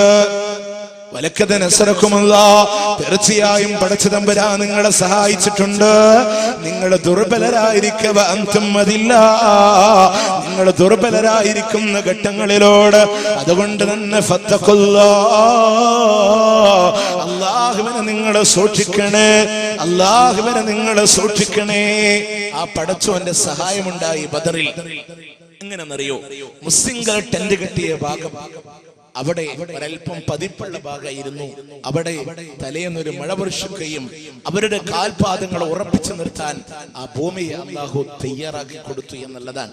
വെള്ളത്തിനുള്ള സൗകര്യം ആ ഭാഗത്താണ് അവർക്ക് കിട്ടിയത്. ഇങ്ങനെ അല്ലാഹുവിന്റെ സഹായങ്ങൾ മാത്രമല്ല, ഏറ്റവും വലിയൊരു സഹായം തന്നെ അറിയോ? അള്ളാന്റെ ഖുർആൻ തന്നെ പറയാ 8-ാമത്തെ സൂറത്ത് അൻഫാലിലെ നോക്ക് നിങ്ങൾ, ഇത് നിർഭയത്വത്തോടുകൂടെ സകലമാന സഹാബത്തിനെയും അല്ലാഹു ഉറക്കി കിടത്തുകയാ. എന്റെ പ്രിയമുള്ളവരെ നോക്കണേ, നിങ്ങൾ 300 ചില്ലാനം വരുന്ന സഹാബത്താണ്. നേരിടാൻ പോകുന്നത് ആരോടാ? 1000 മേലെ വരുന്ന 1000-ഓളം വരുന്ന ശത്രുക്കളോട്, 3 ഇരട്ടിയോളം വരുന്ന ശത്രുക്കളോട് അന്നിന്റെ പകലെ ഏറ്റുമുട്ടാൻ വേണ്ടി പോകുമ്പോ പ്രിയമുള്ളവരെ ഉറക്കം കിട്ടുമോ? തലേ രാത്രിയിലോട് സമാധാനമുണ്ടാകുമോ? തലേ രാത്രികളിലോട്? പക്ഷേ അല്ലാഹു ഉറക്കുകയാ, നിർഭയരായി ഉറക്കുകയാ. എല്ലാ സഹാബത്തും അങ്ങ് കിടന്നിറങ്ങുകയാണ്. എന്തിനാണെന്നറിയോ? പിറ്റേ ദിവസം ക്ഷീണമില്ലാതെ യുദ്ധം ചെയ്യാനാണെങ്കിലോ, പിറ്റേ ദിവസം ക്ഷീണമില്ലാതെ യുദ്ധം ചെയ്യാനാണെങ്കിലോ. എന്നാൽ ആ ബദറിന്റെ തലേ രാത്രി ഉണ്ടല്ലോ, ഉറങ്ങാത്തൊരു നായകനുണ്ട്. ആരാ? ലോകത്തിന്റെ മുത്തേ നബി മുഹമ്മദുർ റസൂലുള്ളാഹ് സ്വല്ലല്ലാഹു അലൈഹി വസല്ലം ഉറങ്ങിയിട്ടില്ല. നിരന്തരമായ തേട്ടമാണ് പടച്ചവനോട്, നിരന്തരമായ തേട്ടമാണ് റബ്ബിനോട്. എന്റെ പ്രിയമുള്ളവരെ, ആ യുദ്ധത്തിന്റെ തലേ രാത്രി എല്ലാ സഹാബത്തും ഉറങ്ങുമ്പോ അല്ലാഹുവിന്റെ സഹായം ഇങ്ങ് കടന്നു വരികയാണ്. തീർന്നില്ല, പേമാരി പോലെ പെയ്തിറങ്ങി പടച്ചതമ്പുരാന്റെ സഹായമുണ്ടല്ലോ. ആകാശത്ത് നിന്ന് മലായികതകളെ വർഷിപ്പിച്ചില്ലയോ? അതും ബദറിന്റെ രണഭൂമിയിലേക്കാ. അവിടുന്ന് സഹാബത്തിനെ നോക്കണേ നിങ്ങള്. ആയുധ സാമഗ്രികളില്ല കൈകള്, ഒട്ടകങ്ങളുടെ സമ്പത്തില്ല കൈകളിലോട്. കുതിരപ്പടയാളികൾ 3 മാത്രമാണെങ്കിൽ, അമ്പെയ്ത്ത് വിദ്വാൻമാരെ കുറവാണെന്നുണ്ടെങ്കിൽ, എന്നിട്ടും അല്ലാഹുവിന്റെ മലായികത്തുകൾ ഇതാ ഇറങ്ങി വരുമ്പോ അവിടെ സഹായം കിട്ടുകയാ. നോക്കണേ, ഒരുപാട് സഹായം ബദറിന്റെ രണഭൂമിയില്. ഇനിയോ യുദ്ധം തുടങ്ങുന്ന ഘട്ടമുണ്ടല്ലോ. വെള്ളക്കിണറിന്റെ അവിടെയാണ് സഹാബത്തുള്ളതോ. ശത്രുക്കൾക്ക് വെള്ളം കൊടുക്കാതെ തടഞ്ഞു വെച്ചിരിക്കുകയാണ്. അറിയോ എന്റെ പ്രിയമുള്ളവര്, യുദ്ധത്തിന് വേണ്ടി 2 ഭാഗത്തും സൈന്യം ഇങ്ങനെ അണിനിരക്കുമ്പോ ആർപ്പുവിളികളോടുകൂടി അഹങ്കാരത്തിന്റെ മനോഭാവത്തോടുകൂടെ അംഗബലമുണ്ടെന്ന് ശക്തി തെളിയിച്ചുകൊണ്ട് ആർപ്പുവിളികളുമായി വന്ന മുശ്രിക്കീങ്ങളുണ്ടല്ലോ. അല്ലാഹുവിന്റെ ഖുർആൻ പറഞ്ഞില്ലേ, വലാ തകൂനൂ കല്ലദീന ഖറജൂ മിൻ ദിയാരിഹിം ബത്റാ. അഹങ്കാരികളായിക്കൊണ്ട് തങ്ങളുടെ വീടുകളിൽ നിന്ന് ഇറങ്ങി തിരിച്ചവരെ പോലെ നിങ്ങളാകല്ലേ എന്നുള്ളാന്റെ ഖുർആൻ നമ്മളോട് പറഞ്ഞിട്ടുണ്ടെങ്കിൽ അഹങ്കാരികളെ നാമാവശേഷമാക്കിയില്ലേ റബ്ബ്. അതുകൊണ്ട് സഹോദരങ്ങളെ, അഹങ്കാരങ്ങളെ വേണ്ട. ഇബ്ലീസിനെ പടച്ചോന് പുറത്താക്കാനുള്ള കാരണം അല്ലാഹുവിന്റെ ഖുർആൻ പറഞ്ഞിടത്ത് പറഞ്ഞില്ലയോ? അബാവസ്തക്ബറ, അവൻ വിസമ്മതിച്ചു, അഹങ്കാരം കാണിച്ചവനാണ്. അഹങ്കാരികളെ അല്ലാഹ്ക്ക് വേണ്ട, അഹങ്കാരികളെ അല്ലാഹ്ക്ക് വേണ്ട. അതുകൊണ്ട് അണുതൂക്കം പോലും വേണ്ട, അണുതൂക്കം പോലും അഹങ്കാരം വേണ്ട. ലാ യദ്ഖുലുൽ ജന്ന മൻ കാന ഫീ ഖൽബിഹി മിസ്കാലു ദർറത്തിൻ മിൻ കിബ്ർ. അണുഅളവ് അഹങ്കാരം ഒരാളുടെ ജീവിതത്തിൽ ഉണ്ടെങ്കിൽ അതുകൊണ്ട് അവന് സ്വർഗ്ഗത്തിൽ പോകില്ല എന്ന് നബി സല്ലല്ലാഹു അലൈഹി വസല്ലം പറഞ്ഞിട്ടുണ്ടെങ്കിൽ, എന്താ പ്രിയമുള്ളവരെ, ദർറത്ത് എന്ന് പറയുന്ന പദത്തിന്റെ അർത്ഥം അറിയുമോ നിങ്ങൾക്ക്? അറബ് പോലുള്ള ഡിക്ഷണറികളെ രേഖപ്പെടുത്തുകയാ. ചെറിയ ഒരു ഉറുമ്പിന്റെ നിസ്സാരമായ കാലിന്റെ തൂക്കമുണ്ടല്ലോ, അതല്ലെങ്കിൽ ചെറിയൊരു ദ്വാരങ്ങളിലൂടെ കടന്നു വരുന്ന പ്രകാശങ്ങളിലൂടെ പാറിക്കളിക്കുന്ന ധൂളങ്ങളിലെ നിസ്സാരമായ ഒരു ധൂളത്തിന്റെ കനമുണ്ടല്ലോ, ആ അളവ് ആരെങ്കിലും ഇവിടെ ആ അളവാണ് അഹങ്കാരം ഒരാളുടെ ജീവിതത്തിലുണ്ടെങ്കിൽ അവന് സ്വർഗമില്ല, അവന് സ്വർഗമില്ല. അല്ലാഹുവിന്റെ മുമ്പിൽ അഹങ്കരിക്കണ്ട എന്റെ പ്രിയമുള്ളവർ. നോക്ക്, നിങ്ങളുടെ അഹങ്കാരികൾ കടന്നു പോയില്ല ലോകത്തിന്റെ മുമ്പിൽ. അവിടെ നിതാ ഫിറഔൻ എന്ന് പറയുന്ന ധിക്കാരി ഇന്നും ഈജിപ്തിന്റെ റോയൽ മമ്മി ഹാളിൽ 202 സെന്റിമീറ്ററോളം നീളം വരുന്ന ഗ്ലാസ് പെട്ടികള് കുടൽ പോലും ചോർത്തിക്കളഞ്ഞിട്ടില്ലാത്ത റാംസസ് രണ്ടാമൻ എന്ന് പറയുന്ന ഫിറഔൻ അല്ലാഹു മാറ്റിവച്ചില്ല. അഹങ്കാരികൾക്കുള്ള പാഠമാണെങ്കിൽ ഞാനാണ് ഏറ്റവും വലിയ രക്ഷിതാവ് രക്ഷിതാവെന്ന് മാത്രമല്ല, ഞാനാണ് മിസ്രിന്റെ അധിപതി എന്ന് മാത്രമല്ല, ഈ മിസ്രിലൂടെ ഒഴുകുന്ന നൈല് പോലും ഇതാ എന്റെ ചൂണ്ടുവിരലിന്റെ ജൽപ്പനങ്ങൾക്കനുസരിച്ച് മാത്രമേ ഒഴുകൂ എന്ന് ലോകത്തിൽ അഹങ്കാരത്തിന്റെ വിപ്ലവമോദിയ ഫിർഔൻ അല്ലാഹു ബാക്കി വച്ചിരിക്കയാ. അഹങ്കാരികൾക്കുള്ള പാഠം സൂറത്ത് ഖസസ് പഠിക്കുമ്പോൾ നമുക്ക് കാണാം. കാറൂൻ എന്ന് പറയുന്ന മുതലാളി ഇന്ന് സമ്പത്ത് കൊണ്ട് അഹങ്കരിക്കുന്നവരില്ലേ? ഇല്ലേ? ഒക്കെ കാറൂൻ എന്ന് പറയുന്ന മുതലാളി ആരാ? ഇന്ന കാറൂന മിൻ ഖൗമി മൂസ ഫബഗാ അലൈഹിം വആതീനാഹു മിനൽ കുനൂസ്. ഒരുപാട് സമ്പത്ത് കൊണ്ട് അല്ലാഹു അനുഗ്രഹിച്ചു പോയ, അല്ലാഹുവിന്റെ അനുഗ്രഹം കിട്ടിയ കാറൂൻ എന്ന് പറയുന്ന മുതലാളി മൂസ അലൈഹിസ്സലാമിന്റെ ജനതയിൽപ്പെട്ട ആളാ. ഒരുപാട് സമ്പത്ത് കൊണ്ട് പടച്ചോൻ അനുഗ്രഹിച്ചപ്പോ വൈകുന്നേരങ്ങളിലൂടെ തന്റെ ശരീരത്തിന്റെ തെങ്കാഭരണങ്ങൾ പുറത്ത് കാണിച്ചുകൊണ്ട് അഹങ്കാരത്തിന്റെ പ്രതിരൂപമായി മാറിയപ്പോ പാവപ്പെട്ടതായ ആളുകൾ പോലും പറഞ്ഞില്ലയോ, യാ ലൈതലനാ മിസ്ലമാ ഊതിയ കാറൂൻ, കാറൂനിന് നൽകപ്പെട്ടതുപോലെ ഞങ്ങൾക്കും ഒന്ന് കിട്ടിയിരുന്നെങ്കിലാ എന്ന് പാവപ്പെട്ടതായ ആളുകൾ പറയുമ്പോ മനസ്സിന്റെ അകത്തലങ്ങളിലൂടെ അചഞ്ചലമായ ഈമാനിന്റെ കെട്ടുറപ്പുള്ള ആളുകളുണ്ടല്ലോ, അവരെന്താണ് പറഞ്ഞത് എന്നറിയോ? എടോ കാറൂനേ, നീ ഒരുപാട് ചാടണ്ട, ഒരുപാട് അഹങ്കരിക്കണ്ട. അമിതമായി അഹങ്കരിക്കുന്ന ആളുകള് ഇന്നല്ലാഹ ലാ യുഹിബ്ബുൽ ഫാരിഹീൻ, അമിതമായി അഹങ്കരിക്കുന്നവര് അല്ലാഹുക്ക് ഇഷ്ടമല്ല. നോക്കണേ നിങ്ങൾ, ആ കാറൂൻ എന്ന് പറയുന്ന മുതലാളിയോ അവന്റെ കൊട്ടാരത്തെ അല്ലാഹു ഭൂമിയിലേക്ക് ആറ്റിക്കളഞ്ഞിട്ടുണ്ടെങ്കിൽ എവിടെയും അഹങ്കാരികളെ വിജയിച്ചിട്ടില്ല. അതുകൊണ്ട് തന്നെ പടച്ചോൻ പറയാ, ബദറിന്റെ പാഠത്തിൽ അല്ലാഹു പറയാ, വലാ തകൂനൂ കല്ലദീന ഖറജൂ മിൻ ദിയാരിഹിം ബത്റാ, അഹങ്കാരികളായ വീടുകളിൽ നിന്ന് ഇറങ്ങിയവരെ പോലെ നിങ്ങളാവണ്ട. വലിയ അഹങ്കാരത്തോടു കൂടിയ ശത്രുസേന. എന്നിട്ടോ ഇനി ബദർ യുദ്ധം തുടങ്ങാൻ പോവാ. സഹാബത്ത് ഒരു ഭാഗത്തുണ്ട്, ഒരു ഭാഗത്ത് ശത്രുക്കളുണ്ട്. അവരിൽ നിന്ന് ആദ്യമായി പ്രിയമുള്ളവരെ 3ഓളം ആളുകൾ ചാടി വീഴുകയാണ്. 3ഓളം ആളുകൾ ചാടി വീണ മുസ്ലിങ്ങളെ വെല്ലുവിളിച്ച് ദ്വന്ദ്വയുദ്ധത്തിന് വേണ്ടിയിട്ടാണ്. നോക്കണേ, ആ ദ്വന്ദ്വയുദ്ധത്തിലേക്ക് മുസ്ലിങ്ങളുടെ ഭാഗത്ത് നിന്ന് അൻസാറുകളായ 3 സഹാബത്ത് ചാടി വീണു. മദീനയിൽ നിന്നുള്ള സഹാബാക്കൾ അവര് പറഞ്ഞു, നിങ്ങൾ ഞങ്ങൾക്ക് ആവശ്യമില്ല, പകരം മക്കയിൽ നിന്ന് വന്നവരെവിടെ എന്ന് പരിഹാസ്യ രൂപത്തിലൂടെ വിളിച്ചപ്പോ പ്രഗത്ഭരായ സഹാബത്ത് ചാടി വീഴുകയാണ്. ആരെന്നറിയോ? അലി ഇബ്നു അബീ ത്വാലിബ് റളിയല്ലാഹു അൻഹു, ഹംസത്ത് ഇബ്നു അബ്ദുൽ മുത്തലിബ് റളിയല്ലാഹു അൻഹു, ഉബൈദ റളിയല്ലാഹു അൻഹു, 3 സഹാബത്ത് അങ്ങ് ചാടി വീണു. യുദ്ധം ആരംഭിക്കുമ്പോ പ്രിയമുള്ളവർ, അലി ഇബ്നു അബീ ത്വാലിബ് റളിയല്ലാഹു അൻഹു തന്റെ ശത്രുവിനെ പരാജയപ്പെടുത്തുമ്പോ, കൊലപ്പെടുത്തുമ്പോ മുസ്ലിങ്ങളുടെ ഭാഗത്തുനിന്ന് തക്ബീർ ഉയരുകയാണ്. അവിടുന്ന് അലി റളിയല്ലാഹു അൻഹു തിരിച്ചു പോരുമ്പോ, ഹംസ റളിയല്ലാഹു അൻഹു ശത്രുവിനെ പരാജയപ്പെടുത്തി തിരിച്ചു പോരുമ്പോ രണഭൂമിയിൽ ഏറ്റുമുട്ടുന്നതാരാ? ഉബൈദ റളിയല്ലാഹു അൻഹു പ്രായാധിക്യം കൊണ്ട് തളർന്നു വന്ന ഉബൈദ. ആരോടാ ഏറ്റുമുട്ടുന്നത്? യുവാവായ ശത്രുവിനോട്.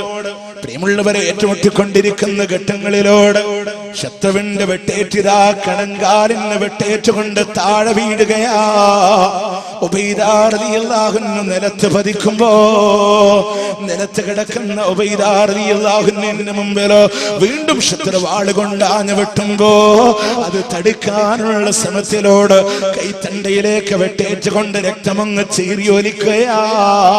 ബദറിന്റെ രണഭൂമി ഉബൈദയുടെ രക്തത്താൽ ചുകന്നു പോകുമ്പോ തറന്നു കിടക്കുന്ന ഉബൈദ റളിയല്ലാഹു അൻഹു സഹാബത്ത് കൊണ്ടുപോയി താങ്ങിയെടുക്കുന്ന അവസ്ഥയുണ്ടല്ലോ. താങ്ങിയെടുത്ത കൈകളിലൂടെ വാരിയെടുത്തു കൊണ്ടുവന്ന് കിടത്തുന്നത് ആരുടെ മടിത്തട്ടില? ലോകത്തിന്റെ പുണ്യഭൂമാൻ റസൂലുള്ളാഹി സ്വല്ലല്ലാഹു അലൈഹി വസല്ലമയുടെ മടിത്തട്ടില്. അവിടുന്ന് ഉബൈദ റളിയല്ലാഹു അൻഹുവിനെ കൊണ്ടുവന്ന് കിടത്തുമ്പോ ഉബൈദ റളിയല്ലാഹു അൻഹു ചോദിക്കുന്നു, നബിയേ, എന്തിനാ എന്നെ കൊണ്ടുവന്നത് നബിയേ? എന്തിനാ എന്നെ എടുത്തു കൊണ്ടുവന്നത് നബിയേ? ആ ബദറിന്റെ രണഭൂമിയിൽ ഷഹീദാവാ എനിക്ക് മോഹമുണ്ടായിരുന്നില്ല നബിയേ. ചോഗന്തേനോ പെയ്തത്തെ എടുത്തത് അമ്മ, ചോരിന്തേവരും വഴി കൊഴുകൈതമ്മ, നികരറ്റവർ യാസീർ ഹബീബുള്ളാന്റെ നേശാതീരോ മുമ്പ് കിടത്തിക്കൊണ്ടേ. അവിടുന്ന് ഉബൈദ റളിയല്ലാഹു അൻഹു പറയുന്നു, നബിയേ, എന്റെ കാല് വീണ് പോയി റസൂല്, എന്റെ കൈ വീണ് പോയി ഹബീബ്, ഇവിടെ കിടന്നുകൊണ്ട് ഞാൻ മരിച്ച അങ്ങ് ബദർ ശുഹദാക്കളിൽ പെടുമോ നബിയേ? അല്ലാഹുവിന്റെ ഹബീബ് പറയുന്നു, ഉബൈദ, നീ എവിടെ കിടന്ന് മരിച്ചാലും ഷഹീദാണെന്ന് പറയുമ്പോ ആ ഷഹീദിനെ മോഹിച്ചു പോയ സഹാബ നോക്ക്, സ്വർഗ്ഗം കിട്ടല മോഹം. ബദറിന്റെ തെളിവാക്കിയത് അപ്പൊ യുദ്ധത്തിനുള്ള വിളിനാഥം ഇങ്ങനെ കേൾക്കാം. വീടിന്റെ അകത്ത് വാപ്പയും മോനും തമ്മിൽ നല്ല സംസാരത്തിൽ ഇങ്ങനെ ഇരിക്കുമ്പോ പെട്ടെന്ന് പുറത്തുനിന്നൊരു ശബ്ദം കേട്ടിട്ട് മഹാനായ സഅദ് റളിയല്ലാഹു അൻഹു പുറത്തേക്കൂടെ ഓടി നേരെ തിരിച്ചു വന്നിട്ട് വാളെടുത്തിട്ട് ഇറങ്ങുക. അപ്പൊ വാപ്പ ചോദിച്ചു, മോനെ എങ്ങട്ടാ? ബദറിന്റെ വിളിനാഥം വന്നിട്ടുണ്ട്, ഞാൻ പോവാ. യുദ്ധത്തിനുള്ള വിളിനാഥം വന്നിട്ടുണ്ട്. അവിടുന്ന് വാപ്പ പറ്റൂല, എനിക്ക് പോണം. പറ്റൂല, എനിക്ക് പോണം യുദ്ധത്തിന്. അവിടുന്ന് മകൻ പറഞ്ഞു, സമ്മതിക്കൂല, എനിക്കുള്ള അവസരം. അദ്ദേഹം പറഞ്ഞു, ഞാനൊരു ചെറുപ്പക്കാരനല്ലേ, നിങ്ങൾ പ്രായം വന്ന ആളല്ലേ. വാപ്പ പറഞ്ഞു, ഞാൻ പ്രായം വന്ന ആളാണെങ്കിൽ എനിക്ക് അവസാനത്തെ അവസരം, അതുകൊണ്ട് എനിക്ക് തരണം. വാപ്പയും മകനും തമ്മിൽ തർക്കമായി. അവസാനം നറുക്കെടുപ്പിലേക്ക് നീക്കുക. നറുക്ക് വീഴുമ്പോഴോ വാപ്പാന്റെ മുഖമങ്ങ് വാടിപ്പോവുകയാ. വാപ്പാന്റെ മുഖമങ്ങ് വാടിപ്പോയി. കാരണം എന്താ? നറുക്ക് ലഭിച്ചത് മകനാണ് സഅദ് റളിയല്ലാഹു അൻഹുവിനാ. നേരെ ഓടി ബദറിലേക്ക്. പ്രിയമുള്ളവരെ, ബദറിലെ 14 സഹാബത്ത് ഷഹീദാകുമ്പോ ഈ പൊന്നുമോനും ഷഹീദാ. അവിടുന്ന് ഉഹദിന്റെ അവസരം വന്നോ. വാപ്പ ഹൈതമാ റളിയല്ലാഹു അൻഹു വരുന്നു റസൂലുള്ളാഹിന്റെ അടുക്കലേക്ക്. നബിയേ, ബദറിൽ എനിക്ക് അവസരം കിട്ടിയില്ല, ഉഹദിൽ തരുമോ നബിയേ? എന്റെ മോനെ പോയ സ്വർഗ്ഗത്തിലേക്ക് അവൻ എന്നെ മാടി വിളിക്കുന്ന പോലെ എനിക്ക് തോന്നുന്നു നബിയേ, എനിക്ക് അവസരം തരുമോ എന്ന് ചോദിക്കുമ്പോ റസൂലുള്ളാഹി അനുവാദം കൊടുക്കയാ. ഹൈതമാ റളിയല്ലാഹു അൻഹു ഉഹദിന്റെ ഷഹീദാ. ആ മകൻ ഉഹദിലും ഷഹീദായി. അപ്പൊ നോക്കുന്ന സ്വർഗ്ഗത്തിന്റെ അനുഭൂതി ബദറിൽ നിലച്ചു കാണാം. ഉബൈദ റളിയല്ലാഹു അൻഹു പറയാ, എനിക്ക് അവിടെ കിടന്ന് മരിക്കാം. വേദന എന്താണെന്നറിയോ? രണാങ്കണത്തിൽ നിന്ന് പുറത്തു വന്നോണ്ട് ഞാൻ ഷഹീദാവൂല്ലേ, ഒരു പേടി. റസൂലുള്ളാഹി പറഞ്ഞു, അല്ല ഉബൈദ, എവിടെ കിടന്ന് മരിച്ചാലും ഷഹീദാൻ, എവിടെ കിടന്ന് മരിച്ചാലും ഷഹീദാ. എന്റെ പ്രിയമുള്ളവരെ, ആ യുദ്ധം പിന്നീട് അമ്പയത്തിലേക്ക് നീങ്ങുകയാണ്. പരസ്പരം വാളുകൊണ്ട് ഏറ്റുമുട്ടലിലേക്ക് നീളുകയാണ്. അള്ളാന്റെ സഹായം അങ്ങ് പെയ്തിറങ്ങുമ്പോ യുദ്ധത്തിന്റെ സമാപനം കുറിക്കുകയാ. വാളുകളുടെ ഏറ്റുമുട്ടലുകൾ കടന്നു വരുന്നുണ്ട്. വാപ്പയും മകനും തമ്മിൽ ഏറ്റുമുട്ടുന്നുണ്ട്. കുടുംബങ്ങൾ തമ്മിൽ ഏറ്റുമുട്ടുന്നുണ്ട്. കാരണം എന്താ? വാപ്പയല്ല വലുത്, അള്ളാഹുവാണ് വലുത്. കുടുംബമല്ല വലുത്, അള്ളാഹുവാണ് വലുത്. അള്ളാന്റെ ദീനാണ് വലുതെന്ന് പറയുമ്പോ ഏറ്റുമുട്ടലുകൾ നടക്കുമ്പോ മകനെക്കാളും സ്ഥാനം അല്ലാഹുവിനാ, വാപ്പയെക്കാളും സ്ഥാനം അല്ലാഹുവിനാ. തെളിയിച്ചില്ലേ ബദറിന്റെ രണഭൂമിയിൽ മഹാനായ അബൂബക്കർ സിദ്ദീഖ് റളിയല്ലാഹു അൻഹു പഠിക്കണേ നിങ്ങള്. ആ അബൂബക്കർ സിദ്ദീഖ് റളിയല്ലാഹു അൻഹു തന്റെ മകനുമായി ഏറ്റുമുട്ടാൻ തയ്യാറായില്ലേ? അബൂബക്കർ റളിയല്ലാഹു അൻഹുവിന്റെ മകൻ ബദർ യുദ്ധം നടക്കുമ്പോൾ ശത്രുഭാഗത്ത് അബ്ദുറഹ്മാൻ റളിയല്ലാഹു അൻഹു. പിന്നീട് അദ്ദേഹം ഇസ്ലാമിലേക്ക് കടന്നു വന്നു. മഹാസൗഭാഗ്യം കിട്ടിയ ഒരു കുടുംബമാണ് അബൂബക്കർ റളിയല്ലാഹുവിന്റെ. കാരണം എന്തെന്നറിയോ? അബൂബക്കർ റളിയല്ലാഹുവിന്റെ വാപ്പ അബൂ ഖുഹാഫ റളിയല്ലാഹു അൻഹു സഹാബിയാണ്. അബൂബക്കർ റളിയല്ലാഹു അൻഹു സഹാബിയാണ്. മകൻ അബ്ദുറഹ്മാൻ സഹാബിയാണ്. ആ പരമ്പര നോക്ക് നിങ്ങൾ അല്ലേ. അവിടുന്ന് ഈ അബ്ദുറഹ്മാൻ അന്ന് ശത്രുക്കളുടെ ഭാഗത്താണ്. പിന്നീട് ഇസ്ലാമിലേക്ക് വന്ന ഒരു ദിവസം സഹാബത്തൊക്കെ ഇരിക്കുമ്പോ അബ്ദുറഹ്മാൻ പറഞ്ഞു, വാപ്പാ ബദറിന്റെ രണഭൂമിയിൽ നമ്മൾ ഏറ്റുമുട്ടുമ്പോ ഞാൻ നിങ്ങളെ കണ്ടുമുട്ടല്ലേ എന്ന് വിചാരിച്ച് പിന്മാറി നടക്കായിരുന്നു. അപ്പൊ അബൂബക്കർ തന്നെ പറഞ്ഞു, മോനെ ഞാൻ നിന്നെ അന്വേഷിച്ച് നടക്കായിരുന്നു. കണ്ടോ സഹാബത്തിന്റെ നോക്ക്, ഞാൻ നിന്നെ അന്വേഷിച്ച് നടക്കായിരുന്നു. ബന്ധങ്ങളെക്കാളും രക്തബന്ധത്തെക്കാളും വലുത്. യുദ്ധത്തിന്റെ രണഭൂമിയിൽ അവൻ മകനല്ല, അള്ളാഹുവിന്റെ ശത്രുവാണ്. കണ്ടോ, അത്ര വലിയ സ്ഥാനങ്ങൾ കൊടുത്തു അവർ. അങ്ങനെ പരസ്പരം ഏറ്റുമുട്ടുമ്പോ ആ യുദ്ധത്തിനിതാ തിരശീല വീഴുമ്പോ 70ഓളം വരുന്ന ശത്രുക്കളെ ഇതാ 70ഓളം വരുന്ന ശത്രുക്കളെ ഇതാ പരാജയപ്പെടുത്തുകയാണ്, കൊലപ്പെടുത്തുകയാണ്. 70ഓളം പേരെ ബന്ദികളായി വെക്കുകയാണ്. ബാക്കി പലരും അങ്ങ് പേടിച്ചോടുമ്പോ വമ്പന്മാരായ അബൂജഹൽ പോലും കൊല്ലപ്പെട്ടിട്ടുണ്ടെങ്കിൽ പരാജയത്തിന്റെ കയ്പ് നീര് കുടിച്ചുകൊണ്ട് അബൂ സുഫിയാനും കൂട്ടരും തിരിച്ചു പോയിട്ടുണ്ടെങ്കിൽ നോക്കണേ, നിങ്ങളുടെ ബദർ മുസ്ലിങ്ങൾക്ക് വിജയം വരികയാണ്.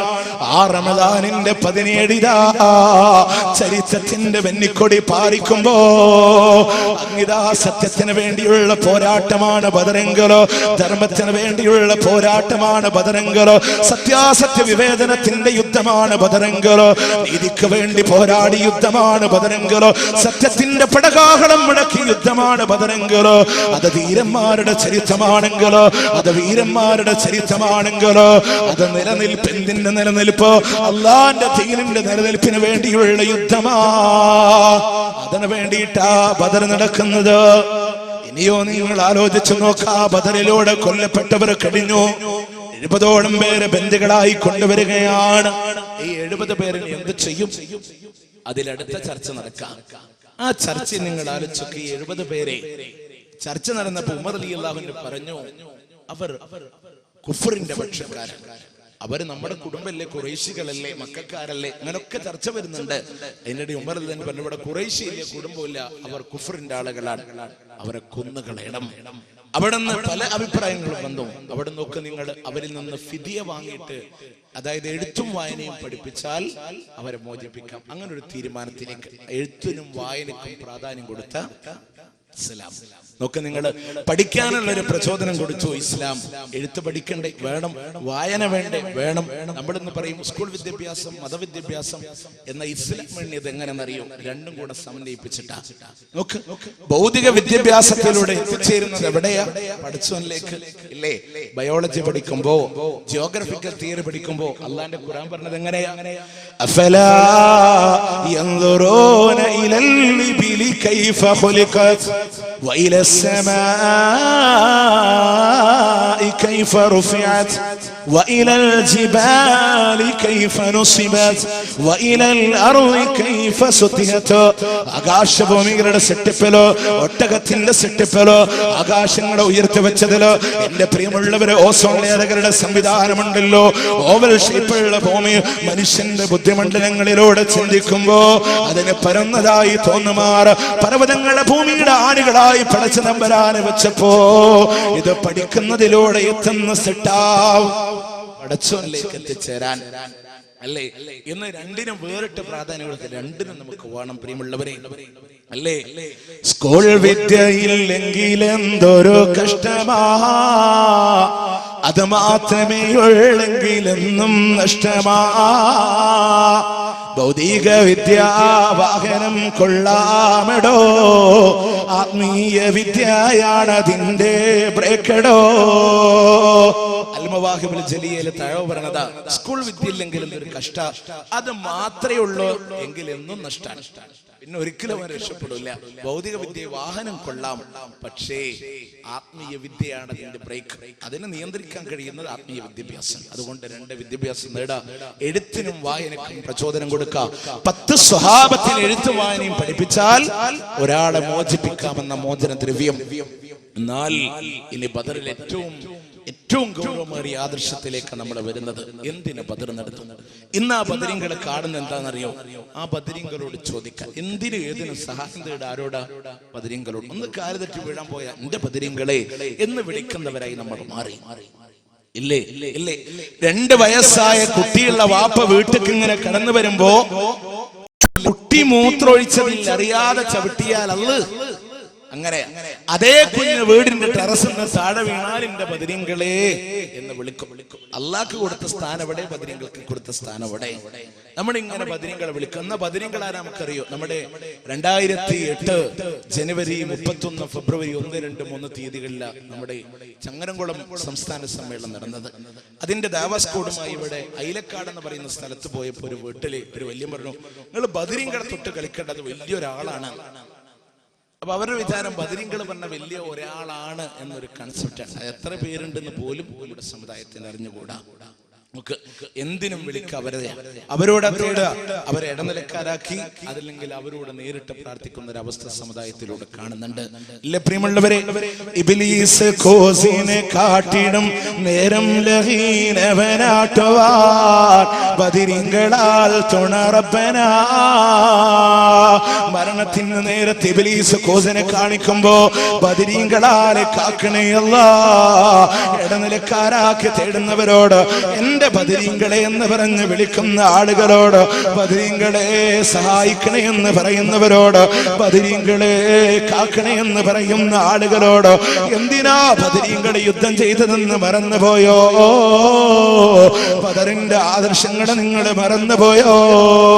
ഞാൻ പറഞ്ഞില്ല, യുദ്ധത്തിന്റെ തലേ രാത്രി ഉണ്ടല്ലോ, സകലമാന സഹാബത്തിനെയും അല്ലാഹു ഉറക്കി കിടത്തിയപ്പോ ഉറങ്ങാത്ത നായകനില്ലേ, ലോകത്തിന്റെ ഹബീബ് മുഹമ്മദുർ റസൂലുള്ളാഹ് സ്വല്ലല്ലാഹു അലൈഹി വസല്ലം. നോക്കണേ, റബ്ബിനോടുള്ള തേട്ടമുണ്ടല്ലോ. ശത്രുസേനയെ കൺമുന്നിലൂടെ കണ്ടുമുട്ടേണ്ടി വന്നപ്പോ അന്ന് കഅബാലയത്തിന് നേരെ തിരിഞ്ഞുകൊണ്ട് കക്ഷത്തിന്റെ വെള്ളകീറുമാറൊരു കരങ്ങളും ആകാശഗോപുരങ്ങളിലേക്ക് ഉയർത്തിപ്പിടിച്ചുകൊണ്ട് കരങ്ങിക്കരഞ്ഞ് കണ്ണോടുകൂടെ തേടിയില്ലേ, അല്ലാഹുമ്മ തുഗ്ലിക ഹാദിഹിൽ ഇസാബത മിൻ അഹ്ലിൽ ഇസ്ലാം ലം തുഅബദ.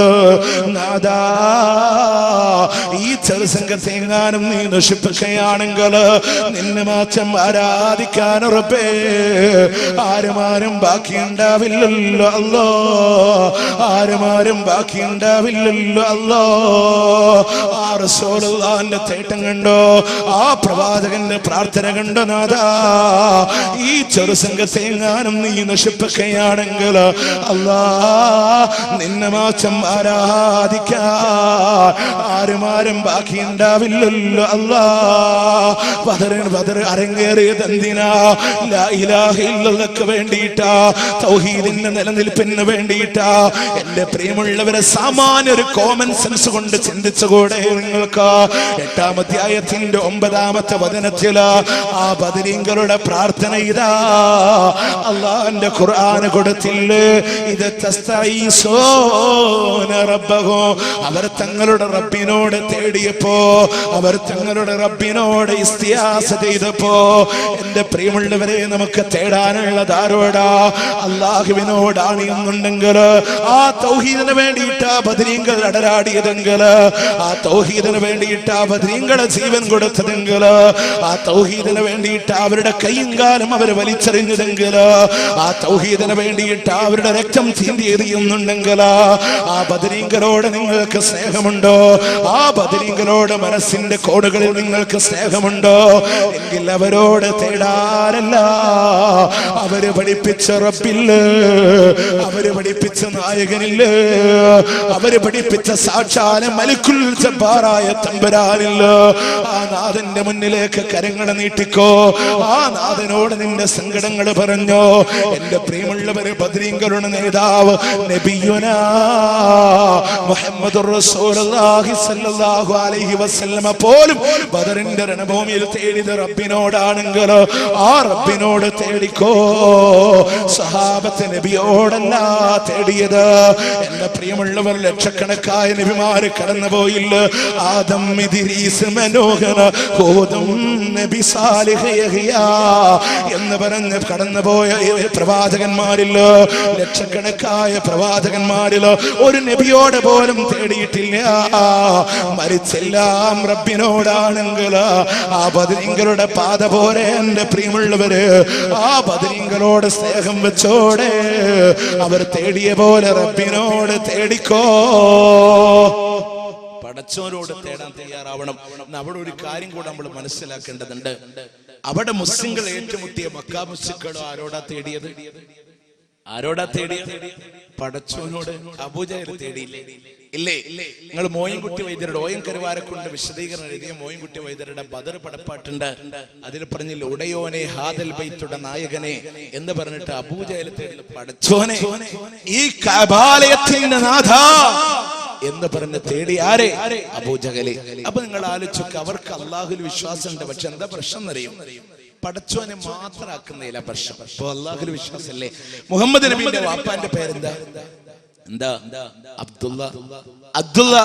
എന്താ അർത്ഥം? അള്ളാന്റെ അടിമ. മുഹമ്മദ് നബി വന്നിട്ട് വാപ്പാക്ക് പേരിട്ടെ ആണോ? അല്ല, വരുന്നതിന് മുമ്പ് അബ്ദുൽ മുത്തലിബ് ഇട്ടുകൊടുത്ത പേരാണ് അബ്ദുള്ള. നിങ്ങൾ ആലോചിച്ചൊക്കെ നബി സല്ലല്ലാഹു അലൈഹി വസല്ലം ജിബ്രീൽ അലൈഹിസ്സലാമിനെ കണ്ട് പേടിച്ച് വരച്ച് ഹിറാ ഗുഹ ഇറങ്ങി വരിക. ഖദീജ ബിയോട് പറഞ്ഞു സമ്മിലൂനി യാ ഖദീജ. അപ്പൊ ഖദീജ ബി പറഞ്ഞൊരു വാക്കുണ്ട്, ലാ യുഹ്സീകല്ലാഹു അബദ. അല്ലാഹു താങ്കളെ ഒരിക്കലും ദുഃഖിപ്പിക്കുകയില്ല നബിയേ. കണ്ടോ, അല്ലാഹു താങ്കളെ ദുഃഖിപ്പിക്കുകയില്ല നബിയേ. എവിടുന്ന് കിട്ടി അല്ലാഹുവിലുള്ള വിശ്വാസം? ഇനി നിങ്ങൾ ആലോചിച്ചൊക്കെ, റസൂൽ ജനിച്ചപ്പോ ചോര കുഞ്ഞിനെ കയ്യിലെടുത്തിട്ട് അബ്ദുൽ മുത്തലിബ് കഅബാലയത്തിന്റെ അവിടെ പോയി പാടിയൊരു കവിത ഉണ്ട്. ഇനി മുജാഹിദുകൾ പറഞ്ഞ വിശ്വാസം ഇത് ഇബ്നു കസീർ അൽ ബിദായത്ത് വന്നിഹായ 2ാം വോള്യം 343 പേജ് ഉദ്ധരിക്കുന്നുണ്ട്.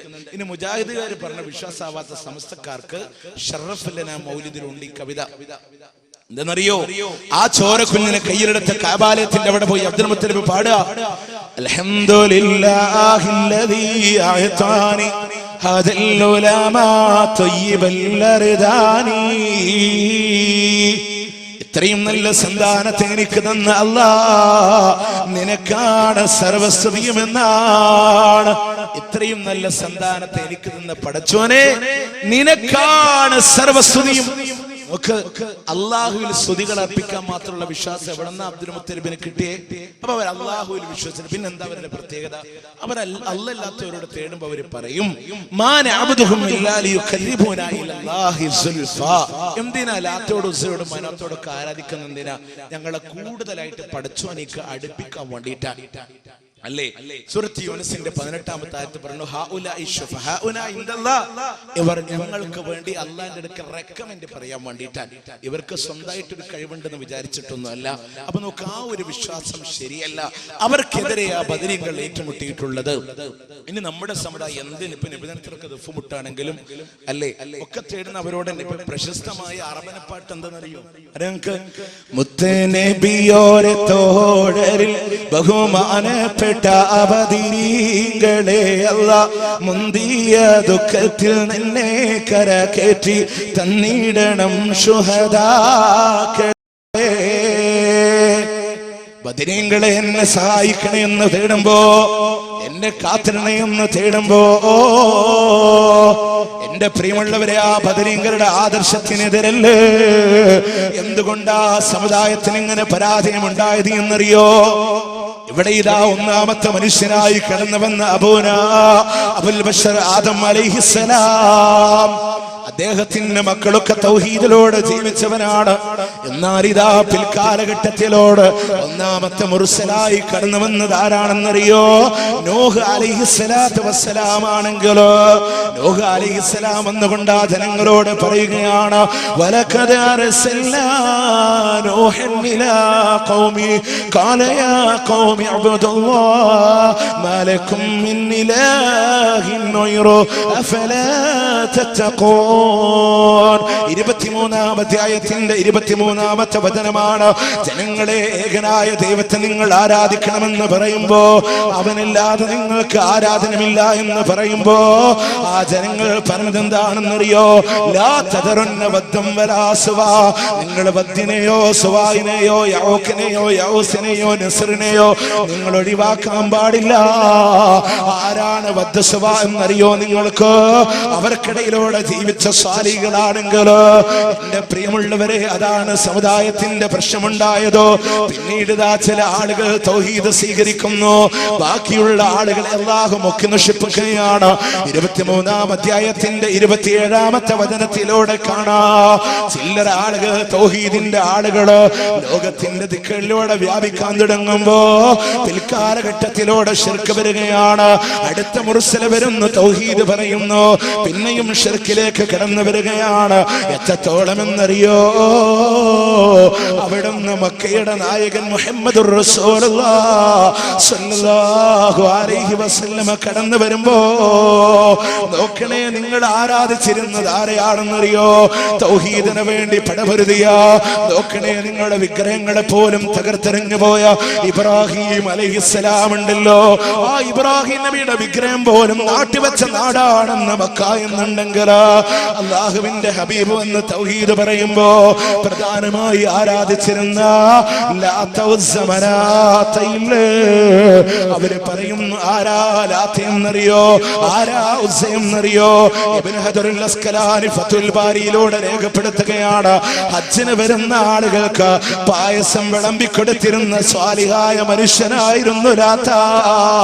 ആ ലാത്ത അങ്ങ് മരിച്ചപ്പോ ലാത്ത പായസം കൊടുക്കാൻ ഇരുന്നിരുന്ന പാറയുണ്ടല്ലോ, അത് ആരാധിക്കാൻ തുടങ്ങുക, പിന്നെ വിഗ്രഹം കൊത്താൻ തുടങ്ങുക. അങ്ങനെ ഇതാ ആരാധനാ പരിവേഷങ്ങൾ കടന്നു വന്നപ്പോ അതിനെതിരെയാണ് റസൂലുള്ള തൗഹീദ് പറഞ്ഞതെങ്കിൽ, ആ സമുദായത്തിനെതിരെ തൗഹീദ് പറഞ്ഞിട്ടുണ്ടെങ്കിൽ, ആ വിശ്വാസങ്ങൾക്കെതിരെ ബദരീങ്ങൾ പടപൊരുതിയിട്ടുണ്ടെങ്കിൽ, പിൽക്കാലഘട്ടങ്ങൾ ഇങ്ങ് കടന്നു വരുമ്പോ ഇന്ന് സമുദായം ബദരീങ്ങളെ ആരാധിക്കുന്നവരായി മാറിയില്ലേ? ചരിത്രങ്ങളെ തള്ളിക്കളയാൻ പറ്റോ? ഇന്ന് കേരള ജനത ഏറ്റവും കൂടുതൽ ആരാധിക്കുന്ന ഇറാഖിലെ ബാഗ്ദാദിന്റെ മണ്ണിൽ ഒരു വിപ്ലവകാരിയുടെ ചരിത്രം ഇറങ്ങുന്നുണ്ട്. മഹാനായ മുഹിയുദ്ദീൻ ഷേഖ് റഹ്മത്തുള്ളാഹി അലൈഹി, ലോക പ്രശസ്ത പണ്ഡിതനായ മുഹിയുദ്ദീൻ ഷേഖ് റഹ്മത്തുള്ളാഹി അലൈഹി ലോകം ഇന്ന് ആരാധനാ പരിവേഷത്തിലേക്ക് കൊണ്ടുവരുന്നുവെങ്കിൽ എന്തുകൊണ്ട് മുഹിയുദ്ദീനായി എന്നറിയോ നിങ്ങൾക്ക്? അബ്ദുൽ ഖാദിർ എന്തുകൊണ്ട് മുഹിയുദ്ദീനായി എന്നറിയോ നിങ്ങൾക്ക്? അങ്ങീതാ കാസ്പിയൻ കടൽ തീരത്ത് നിന്ന് 300 മൈൽ കാൽനടയായി യാത്ര ചെയ്തുകൊണ്ട് ഇറാഖിന്റെ ബാഗ്ദാദിന്റെ നിസാം യൂണിവേഴ്സിറ്റിയിൽ അവിടെ ഇതാ 6 വർഷക്കാലം പഠനം നടത്തിയിട്ട് യൂണിവേഴ്സിറ്റിയിൽ നിന്ന് പുറത്തിറങ്ങുമ്പോ അല്ലാമ യൂസഫ് അയ്യൂബുൽ ഹമദാനി എന്ന് പറയുന്ന ഉസ്താദ് തന്റെ അരുമ ശിഷ്യനായ അബ്ദുൽ ഖാദിർ ജീലാനിയോട് പറയാ, സമുദായം എന്ന് അന്ധവിശ്വാസത്തില, ഖുറാഫാത്തിൽ അകപ്പെട്ടിരിക്കുക, അനാചാരങ്ങളിലൂടെ അകപ്പെട്ടിരിക്കുക, അതുകൊണ്ട് അവർക്ക് തൗഹീദ് പറഞ്ഞു കൊടുക്കണമെന്ന് പറയുമ്പോ അന്നുണ്ടായിരുന്ന പണ്ഡിതന്മാരുണ്ടല്ലോ, ഭരണാധികാരികൾക്ക് വേണ്ടി ഒത്താശ പാടാൻ ഫത്വ കൊടുത്തിരുന്ന കാലഘട്ടങ്ങളിലോട് പള്ളി മിനാരങ്ങൾ പോലും ഭരണകൂടത്തിന്റെ പ്രതിച്ഛായയായി മാറിയ സാഹചര്യങ്ങളോ തൗഹീദിന് വേണ്ടി ഇറങ്ങിയില്ല ആ മഹാപണ്ഡിത കുലപതി. അവസാനം നിങ്ങൾക്കറിയോ, 52-ാമത്തെ വയസ്സിൽ തിരിച്ചു വരാ, 26 വർഷത്തെ നീണ്ട പ്രബോധന യാത്ര, പിന്നീടാണ് വിവാഹം കഴിക്കുന്നത്. അന്ന് കാലം കൊടുത്ത പേര് മുഹിയുദ്ദീൻ, ദീനിന്റെ പുനരുദ്ധാരകൻ, ദീനിന്റെ പുനരുദ്ധാരകൻ. അങ്ങനെയാ മുഹിയുദ്ദീൻ റഹ്മത്തുള്ളാഹി അലൈഹി ആവുന്ന. അന്ന് സമുദായത്തിന് ആ ചരിത്രം ഒന്ന് അറിഞ്ഞുകൂടാ. നമുക്ക് ആരാധിക്കാൻ പറ്റിയ ഒരാള്, അദ്ദേഹത്തിന്റെ മിനിമം കിതാബ് ഫത്ഹുർ റബ്ബാനി, 1 വർഷത്തെ 160-ലധികം പ്രസംഗങ്ങളാ. അതൊന്ന് വായിച്ചു നോക്കി അറിയാം ആ തൗഹീദിന്റെ വിപ്ലവം. മരിക്കാൻ നേരത്തെ പോലും മൂത്തമവൻ 92-ാമത്തെ വയസ്സിലാണ് മരിക്കുന്നത്. മരണക്കിടക്കയിൽ റബീഉൽ ആഖിർ 11-ന് രാത്രി 2 റക്അത്ത് നമസ്കരിച്ചിട്ട് അദ്ദേഹം ആ മരണത്തിന്റെ വേദനയിൽ കഴിയുമ്പോ മൂത്തമകൻ പണ്ഡിതൻ ഷെയ്ഖ് അബ്ദുൽ വഹാബ് വാപ്പാനോട് ചോദിക്കാ, വാപ്പാ എന്തെങ്കിലും ഒരു വസിയത്ത് തരോ? പറയാ, നിനക്ക് ജീവിതത്തിൽ ഒരു ആശയം കാണാനുണ്ടെങ്കിൽ അല്ലാഹു മാത്രമേ പറ്റൂ, മറ്റൊരു മഖ്ലൂക്കിനെയും കൊണ്ടുവരരുത് എന്ന് പറഞ്ഞ മുഹിയുദ്ദീൻ റഹ്മത്തുള്ളാഹി അലൈഹി. ആ പണ്ഡിതന്റെ കിതാബ് നമുക്കറിഞ്ഞൂടാ. എന്ന പോലെ ബദരീങ്ങൾ തൗഹീദ് പറഞ്ഞു. കാലശേഷം ആ ബദരീങ്ങളോട് തേടാൻ തുടങ്ങി. ഇന്ന് ബദരീങ്ങളുടെ തൗഹീദ് നമുക്കറിഞ്ഞൂടാ. പിന്നെ ബദരീങ്ങൾ നമ്മൾ പഠിച്ചത് എങ്ങനെയാ? ഞാൻ മറ്റൊന്നുണ്ടായിട്ട് പറയില്ല കേട്ടോ, ഹക്കായിട്ട് മനസ്സിലാക്കാം. ഈ സമസ്തയുടെ കാരന്തൂര് മർക്കസിൽ ഒരു മുദരിസ് ഉണ്ട്, അബ്ദുൽ അസീസ് സഖാഫി. അദ്ദേഹത്തിന്റെ പ്രസംഗത്തിൽ അദ്ദേഹം പറയാ, ബദർ യുദ്ധം നടന്ന എന്തിനാണെന്നറിയാം? ബദർ യുദ്ധം നടന്നത് നമുക്ക് ബദരീങ്ങളുടെ ആണ്ട് കഴിക്കാനാണ്. അതിന്റെ പേരിൽ റാത്തീബ് കഴിക്കണം, മൗലൂദ് കഴിക്കണം, ഫുഡ് അടിക്കണം, ഇതിനൊക്കെ തന്നെ. അതല്ലാതെ ബദർ ശത്രുക്കളെ കൊലപ്പെടുത്താൻ ഇക്കണ്ട സഹാബത്തിന് മെനക്കെടുത്തേണ്ട ഒരു ആവശ്യമില്ല. ജിബ്രീലിന്റെ ഒരു ചെറുകൊണ്ട് തട്ടിയ പോരേന്നാ. നിങ്ങൾ ആലോചിച്ചോക്ക്, നമ്മുടെ ജനതയുടെ ചിന്ത പോകുന്ന വഴി അതാ. നമുക്ക് ശാപ്പാടടിക്കണം, നമുക്ക് ഫുഡ് കഴിക്കണം, അതിന് വേണ്ടിയിട്ടാണ് ബദർ ഉണ്ടായത് എന്ന് ചിന്തിക്കാം. ആ ബദരീങ്ങളിൽ ഒരു കച്ചവട ചരക്കാൻ അല്ലേ? നിങ്ങൾ ആലോചിച്ചൊക്കെ 313 അറിയാത്തൊരു സഹോദരങ്ങളില്ലല്ലോ നമ്മുടെ നാട്ടില്, ഇല്ലല്ലോ. എന്താ ബദരീങ്ങളുടെ പേരിൽ കച്ചവടം ചെയ്യാം? ഇങ്ങനെ കച്ചവടം വഴുത് നടക്കുകയാണെങ്കിൽ കുറെ കോഴിമുട്ടുണ്ട്, ആപ്പിളുണ്ട്, കൊട്ടത്തേങ്ങുണ്ട്, പഴമുണ്ട്. ഇതിങ്ങനെ കൊണ്ടുവന്നിട്ട് വിളിക്കും. പിന്നെ 5, 10, 100, 150, 200. അപ്പൊ സാസിന്റെ മൂലക്കുന്ന ഏതെങ്കിലും ഒരു സാധു 313 ഇങ്ങനെ വിളിച്ചാൽ ഉടനെ ഇലാഹി സല്ലിമില്ലും മിനൽ ആഫാതി വന്നിഖമാ വമിൻ ഹമ്മി വമിന്നും ബിഅഖിലിൽ ബദീരി യാ അല്ലാഹ്. ബദരീങ്ങളുടെ നമ്പറാണ് കേട്ടോ. ഇത് വിളിച്ചെടുത്ത സഹോദരന് നീ ശിഫ നൽകണേ അല്ലാഹ്. ഈ സഹോദരന് 313 രൂപക്ക് എത്ര കോഴിമുട്ട കിട്ടി? ഒരെണ്ണം. വീട്ടിലോ 5-6 ആൾക്കാരുണ്ട്. അപ്പൊ കടയിൽ നിന്ന് ഒരു 5-6 കൂടെ വാങ്ങി അത് വീട്ടിൽ കൊണ്ടുവന്ന് ബറക്കത്ത് ചോരാതെ പൊട്ടിച്ച് മിക്സ് ചെയ്തിട്ട് വേണം എല്ലാവർക്കും പൊട്ടിച്ചു കൊടുക്കാൻ, അല്ലേ? പാവപ്പെട്ടവന്റെ ആശയങ്ങളെ കീശയിലിട്ട് ചൂഷണം ചെയ്യുന്ന ഈ പൗരോഹിത്യത്തിന്റെ ചതിക്കുഴികൾ, അതിനോട് അരുതെന്ന് പറയേണ്ടത് നമുക്ക്. ഈ വയല് നിങ്ങൾ വിചാരിക്കണ പോലെ ഇതിങ്ങനെ എല്ലാ തരികട പരിപാടിയുണ്ട്. ചെറിയ തേനിന്റെ കുപ്പി കൊണ്ടുവരും, എന്നിട്ട് പറയും ഇലാ ഹദ്റത്തി അർവാഹിൽ ബദരിയീൻ റളിയല്ലാഹു അൻഹും അൽ ഫാത്തിഹ അഊദുബില്ലാഹി മിനശ് ശൈത്താനിർ റജീം ഒക്കെ ചെല്ലി കൂതിയിട്ട് പിന്നെ വിളി തുടങ്ങുക. അപ്പൊ തേന് ഷിഫയാണെന്നുള്ള ഹദീസും പറഞ്ഞു കൊടുക്കുക. പിന്നെ ബദരീങ്ങളുടെ പേരിൽ നമ്മൾ ഊതിയിട്ടുണ്ട്, അതുകൊണ്ട് അവരെ കാവലുണ്ടാവും പറഞ്ഞു കൊടുക്കുക. എന്തിന് എല്ലാ രോഗത്തിനും ഷിഫയാണ്, ഇനി മരണമില്ലാത്തൊക്കെ മാറും എന്നൊക്കെ പറഞ്ഞ ആൾക്കാരെ പറ്റിക്കുമ്പോൾ ആൾക്കാർ വിളിക്കുക വലിയ വിലക്ക്. ഇത് ജനങ്ങളെ ചൂഷണം ചെയ്യലല്ലേ? ജനങ്ങളെ ചൂഷണം ചെയ്യലല്ലേ? എന്റെ പ്രിയമുള്ളവർ, ഇവിടെയുള്ള പല മുസ്ലിയാമാരും ഇതാ ഫൈബറിന്റെ കുടമെങ്കിൽ ലേലം ചെയ്യുമ്പോ ഹബീബായ റസൂലിന് മദീനത്തെ തെരുവില് വെള്ളം പിടിക്കാ ഫൈബറിന്റെ കുടമില്ല, 50 രൂപ എന്ന് പറഞ്ഞ് ലേലം ചെയ്ത് നാടായി കേരളോ. അറിയോ എന്റെ പ്രിയമുള്ളവര്, എന്തിനും ജനങ്ങളെ വിഡ്ഢികളാക്കുമ്പോ ഓരോ ജംഗ്ഷനിൽ നിർത്തി പറ്റിക്കും. ഇതൊക്കെ നീ കുറിച്ച് വെച്ചതുണ്ടോ ഇല്ലയോ നിങ്ങൾ പരിശോധിച്ചോ, അല്ലെ? എങ്ങനെയെന്നറിയോ? ഒരു സ്ത്രീകളുടെ കമ്മീസാണ് കാണിക്കുന്നെങ്കിൽ 250 ഒരു ജംഗ്ഷൻ, 500 ഒരു ജംഗ്ഷൻ. ഒത്തിരി എക്സ്പീരിയൻസ് ഉള്ളതുകൊണ്ട് പറയാന്ന് വിചാരിച്ചു, അല്ലേ?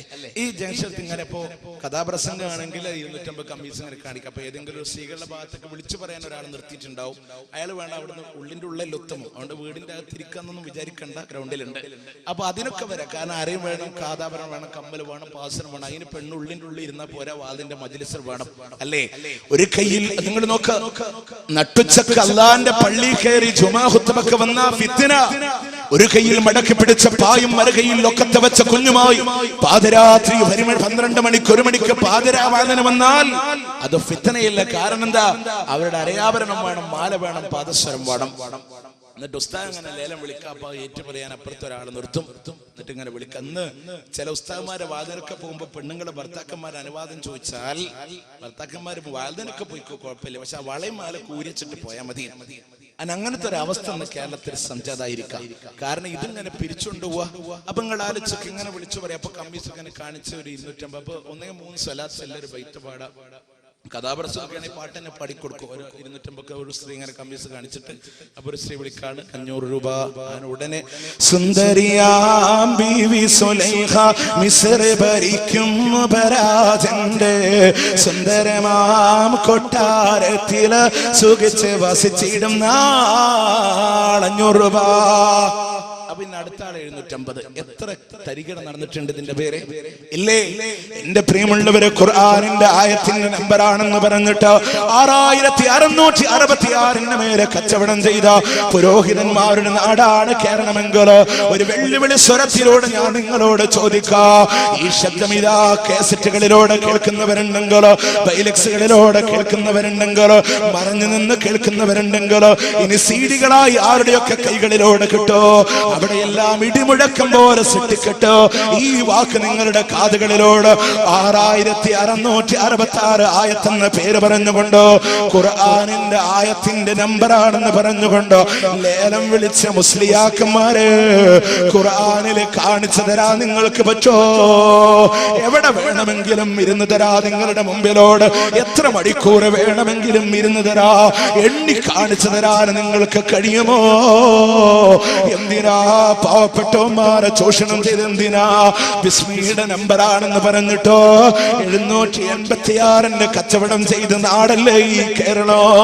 ദീന് കച്ചവടം ചെയ്യ ബദരീങ്ങളുടെ പേരിൽ ഏറ്റവും വലിയ കച്ചവടം 313. തേനിന്റെ കുപ്പിയുണ്ടോ, ഈത്തപ്പഴുണ്ടോ, പഴമുണ്ടോ? എല്ലാം 313. ആ ബദരീങ്ങളെ മറന്നുപോയോ നിങ്ങള്? ലാ ഇലാഹ ഇല്ലല്ലാഹ് വേണ്ട പട്ടിണിക്കോലങ്ങളായി തിരിഞ്ഞുപോയ സഹാബത്ത, അവരുടെ ജീവിതങ്ങൾ നിങ്ങൾ ഇത്ര പെട്ടെന്ന് മറന്നുപോയോ? അവരനുഭവിച്ച ത്യാഗങ്ങളുണ്ടല്ലോ, അള്ളാഹുവിന്റെ മാർഗത്തിലൂടെ അനുഭവിച്ചു പോയ പ്രയാസങ്ങളുണ്ടല്ലോ. നമ്മുടെ ഉമ്മയായ ആയിഷ ബീവി പറഞ്ഞില്ലേ, അള്ളാഹുവിന്റെ ഹബീബിന്റെ കൂടെ ജീവിക്കുന്ന സാഹചര്യത്തില് ഇരുട്ടത്തെ തപ്പി നടക്കുന്ന അവസ്ഥയുണ്ടായി എന്ന് പറയുമ്പോ അവിടുന്ന് സഹാബത്ത് പറഞ്ഞില്ല, ഉമ്മ ഒരു വിളക്കെങ്കിലും നിങ്ങൾക്ക് വേണ്ടി കത്തിച്ചു വെക്കാമായിരുന്നില്ല എന്ന് ചോദിക്കുമ്പോ, ആ വിളക്ക് കത്തിക്കാനുള്ള എണ്ണയുണ്ടായിരുന്നെങ്കിൽ അതെങ്കിലും കുടിച്ചുകൊണ്ട് ഞങ്ങളുടെ വിശപ്പ് ഞങ്ങൾ മാറ്റുമായിരുന്നല്ലോ എന്ന് പറഞ്ഞ് സഹാബത്തിന് മറന്നുപോയോ? അവിടുന്ന് ഇതാ അബൂ താലിബ് താഴ്വരയിൽ മൃഗങ്ങളെ പോലെ ഉപരോധിക്കപ്പെടേണ്ടി വരുമ്പോ, എന്റെ പ്രിയമുള്ളവരെ, സഹാബത്ത് പട്ടിണി കിടക്കുമ്പോ പറയാ, ഒട്ടകത്തിന്റെ കടിഞ്ഞാണ് കിട്ടിയിരുന്നെങ്കിൽ അതെങ്കിലും ഒന്ന് വെള്ളത്തിലിട്ട് കുതിർത്തുകൊണ്ട് ഭക്ഷണം കഴിക്കാമായിരുന്നു എന്ന് പറഞ്ഞ സഹാബത്തിന്റെ ജീവിതമില്ലേ? അറിയോ എന്റെ പ്രിയമുള്ളവര്, അഹ്സാബ് യുദ്ധത്തിന് വേണ്ടി കിടങ്ങ് കുടിക്കുന്ന ഘട്ടങ്ങളിലോട് ഒരു സഹാബീദാ വയറിന്റെ മേലെ കല്ല് വെച്ച് കെട്ടിയിട്ട് അള്ളാന്റെ റസൂലിന്റെ മുന്നിൽ വന്നിട്ട് പറയുന്നു, നബിയേ എന്റെ വയറ് കണ്ടോ റസൂലേ, വിശപ്പ് കൊണ്ട് കല്ല് വെച്ച് കിട്ടിയിരിക്കുകയാണെന്ന് പറയുമ്പോ, ലോകത്തിന്റെ നായകനെ കാണണോ നിങ്ങൾക്ക്? അവിടത്തെ കമീസങ്ങ് പൊന്തിച്ച് കാണിക്കുമ്പോ വിശപ്പ് കൊണ്ട് 2 കല്ല അല്ലാഹുവിന്റെ ഹബീബിന്റെ വയറ്റിലൂടെ വെച്ച് കിട്ടിയത് എങ്കില്, എന്നിട്ടും അവിടെ നിന്ന് സഹാബത്തിന്റെ കൂടെ പണിയെടുക്കുകയാ. വിശപ്പറിയാതിരിക്കാൻ വേണ്ടി പണിയെടുത്ത് കല്ലും മണ്ണും ഷോൾഡറിലൂടെ ചുമന്നിട്ട് പ്രവാചകൻ ഇങ്ങനെ കവിത പാടിക്കൊടുക്കുകയാ. സഹാബത്ത് ഇങ്ങനെ ഏറ്റുപാടുന്നുണ്ട്, അല്ലാഹുമ്മ ലൗലാ അൻത മഹ്തദൈനാ വലാ തസദ്ദഖ്നാ വലാ സല്ലൈനാ വഅൻസിലൻ സകീനതൻ അലൈനാ والمشركون قد باعوا علينا. അല്ലാഹുവേ, ശത്രുക്കളായ ആളുകള് അവര് സത്യത്തിനെതിരെ സംഘടിച്ചിരിക്കുന്നു. അല്ലാ, ശാന്തത ഇറക്കി തരണേ, സമാധാനം ഇറക്കി തരണേ എന്ന് പറഞ്ഞുകൊണ്ട് നബി സല്ലല്ലാഹു അലൈഹി വസല്ലമ പണിയെടുക്കുമ്പോ ആ പട്ടിണിയുടെ ചരിത്രമുണ്ടല്ലോ, ആ പട്ടിണി കൊണ്ട് പഠിപ്പിച്ച ദീനുണ്ടല്ലോ, ഇന്ന് വ്യവസായമാക്കുമ്പോ അതും ആ സഹാബത്തിന്റെ പേരിലാണ് കച്ചവടമെങ്കിലോ. എവിടെയാ നിങ്ങൾ ബദരീങ്ങളെ പഠിച്ചതോ? എങ്ങനെയാ നിങ്ങൾ ബദരീങ്ങളെ കണ്ടതോ? ഇനിയോ ബദരീങ്ങളുടെ പേരിൽ ഒരു ആണ്ട് കടിച്ചിട്ട് അതിന്റെ പേരിൽ ഭക്ഷണം കഴിക്കുന്നവരോ, കൊല്ലത്തിലെ റമദാൻ 17 കടന്നു വരുമ്പോ ബദരീങ്ങളുടെ ആണ്ട് കഴിക്കാനുള്ള ആഗ്രഹത്തോടു കൂടെ അതിനു വേണ്ടി പോത്ത് വാങ്ങുന്നവര്, അതിനു വേണ്ടി തയ്യാറെടുക്കുന്നവര്, ഇതര 2ാം വർഷമാണ് ബദർ നടക്കുന്നത് എങ്കില് അവിടുന്ന് റസൂലുള്ളാഹിന്റെ ജീവിതത്തില് പിന്നെയും ബദരീങ്ങളുടെ ആണ്ട് കടന്നു പോയില്ല.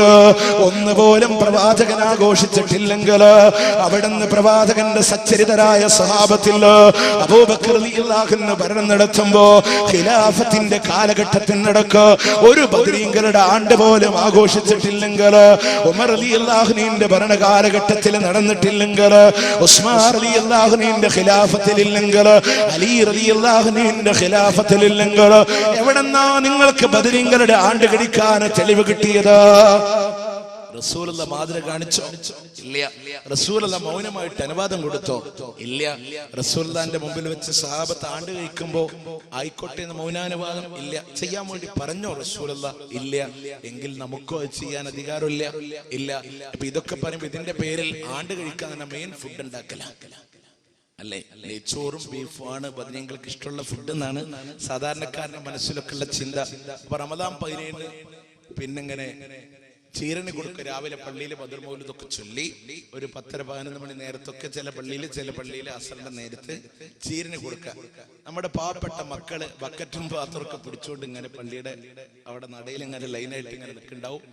അപ്പൊ ഉസ്താദ് അല്ലെങ്കിൽ അവിടെ നിന്ന് പേര് വിളിക്കണം, മുക്കറി ഇങ്ങനെ വിളിച്ചു കൊടുക്കും. പതിറക്കൽ കുഞ്ഞാമതു, അത് 3 പ്രാവശ്യം വിളിക്കുമ്പോഴത് കുഞ്ഞാമതുവിന്റെ പാത്രം തലയുടെ മേലെ കൊടുത്തു. ഈ വരി നിൽക്കുമ്പോൾ നമ്മളിങ്ങനെ ആരോഗ്യമെന്നറിയോ? പള്ളിയിൽ നിന്ന് ഹയ്യാലസ്വലാന്ന് വിളിച്ചാൽ ഇതിലെ 10-1 വരൂല്ല പള്ളിക്ക്. സത്യമല്ലേ? ഈ ചോറ് മേടിക്കാൻ വരുന്ന ബഹളത്തിന്റെ 10-1 അള്ളാന്റെ പള്ളി മിനാരങ്ങളിൽ നിന്ന് ബാങ്ക് മുഴങ്ങുമ്പോ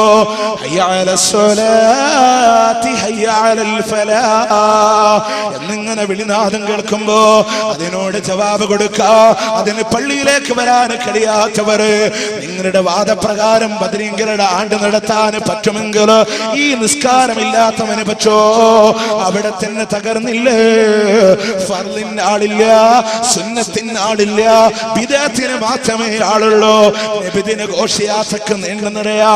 അള്ളാന്റെ പള്ളിയിൽ നിസ്കരിക്കാനൊരു സഫ് പോലും തികയുന്നില്ലെങ്കിൽ എവിടെയാ പ്രവാചകനോടുള്ള മഹബത്ത്?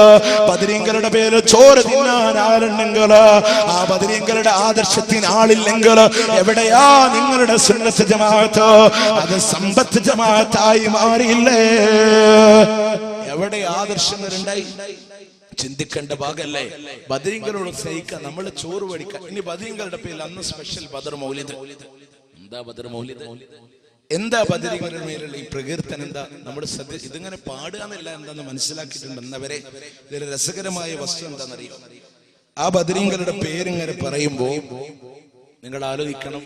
ബദർ മൗലിദ് പറഞ്ഞ ആ ഹിക്കായത്ത് ബൈത്ത് സാധന മൗലിദിന്റെ രീതി കൂടെ അങ്ങനെ പോകുമ്പോ ഒന്ന് ബദരീങ്ങളുള്ള തേട്ടം ഇതിലൊക്കെ ഉണ്ട്. ബദർമാല ആവട്ടെ ബദർ ബൈത്ത് ആവട്ടെ അവരുള്ള തേട്ടുണ്ട്. ഉദാഹരണത്തിന് മലയാളത്തിലുള്ളതാണെങ്കിൽ നോക്ക് നിങ്ങൾ ബദർ ബൈത്തില് ഇന്നും കൊടുമ മികന്തോരോ ദീനത്ത് ഇന്ത സഹാബീക പേരിനെ ഓതോക കൊറിമുടിയും മോനം വെള്ള തന്നീന കുട്ടി പിറക്കലിന്നില്ല ശക്കുന്നവർ.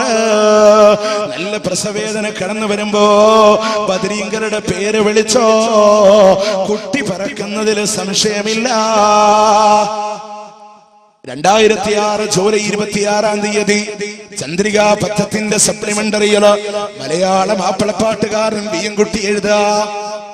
ഞങ്ങളുടെയൊക്കെ കുട്ടിക്കാലത്ത് വല്ല വീട്ടിലും പ്രസവം നടക്കുമ്പോ നഫീസന്മാരൊക്കെ പാടാൻ പോവാറുണ്ട്. ചില്ലറ പൈസ കിട്ടും അല്ലേ? ചില്ലറ പൈസ കിട്ടും. ബിസ്മിയും ഹംദും സലാത്ത് എന്ന് പറഞ്ഞിട്ട് ഇങ്ങനെ ചൊല്ല. അകത്ത് പ്രസവവേദന അല്ലേ? അകത്ത് മോൾക്ക് പ്രസവവേദന, പുറത്ത് മൊയിലാർക്ക് മാലവായന. എന്റെ പ്രിയമുള്ളവർ, ഈ പാട്ടിങ്ങനെ പാടുമ്പോ അതുകൊണ്ട് പ്രസവവേദന വന്ന ബദരീങ്ങളുടെ പേര് വിളിച്ചോ, കുട്ടി പിറക്കുന്നതിൽ സംശയമില്ല. ഇനി ബദർ മൗലിദാണോ തേട്ടന്മാരോടാ? യമം ബിഹി ഹല്ലറദ വമം ബിഹംനകിദാ കുല്ല അദിയം മുസ്തൻദിദായ അഖില ബദർ ശുഹദാ. ആദിയുണ്ടോ, വ്യാധിയുണ്ടോ, ദുഃഖമുണ്ടോ, വിഷമമുണ്ടോ, വിളിച്ചോ ബദർ ശുഹദാക്കളെ എന്ന് ബദർ ശുഹദാക്കളോട് തേടുമ്പോ അല്ലാഹുവിന്റെ ഖുർആൻ പറഞ്ഞില്ല ആരോട് തേടണമെന്ന്? ആ ബദരീങ്ങളുടെ നേതാവിന്റെ തേട്ടം പോലും എടുത്തു പറഞ്ഞില്ല. കുല്ലിന്നമാ അദഊ റബ്ബി വലാ ഉശ്രികു ബിഹി അഹദാ. ഞാൻ എന്റെ റബ്ബിനോട് മാത്രമേ തേടുകയുള്ളൂ, അവരോടുള്ള ആരാധനയിൽ ഞാൻ മറ്റാരെയും പങ്കു ചേർക്കില്ല എന്ന് അവിടുന്ന് ഇതാ റസൂലുള്ളാഹി പറഞ്ഞിട്ടുണ്ടെങ്കിൽ ആ റബ്ബിനോട് മാത്രമേ തേടാവൂ എന്ന് പറയുമ്പോ ഇന്ന് ബദർ ബൈത്തിലൂടെ ബദർ മൗലിദിലൂടെ തേടുന്നത് ബദരീങ്ങളോടാ. ഇനി മൗലിദിലുള്ള പരാജയം കള്ളക്കഥ ബദരീങ്ങളുടെ പേരിൽ എന്താ ബദറിന്റെ രണഭൂമിയിൽ റസൂലുള്ള മണ്ണിവാരി എറിയുന്ന റസൂലുള്ളാഹിന്റെ മോചത്തെ പറയുന്നുണ്ട്. നബി സല്ലല്ലാഹു അലൈഹി വസല്ലം പിടിമണ്ണ് വാരി എറിയുമ്പോ ഫൻഹസമ ഇസ്രാഅ അൽഫ റജുലിൻ നഗല ബദരിൻ മിനൽ കുഫാർ, കാഫിറുകളിൽ നിന്ന് 12,000 മുശ്രിക്കുകൾ തോറ്റോടി പോയി എന്ന 12,000 മുശ്രിക്കുകൾ തോറ്റോടി പോയി എന്ന.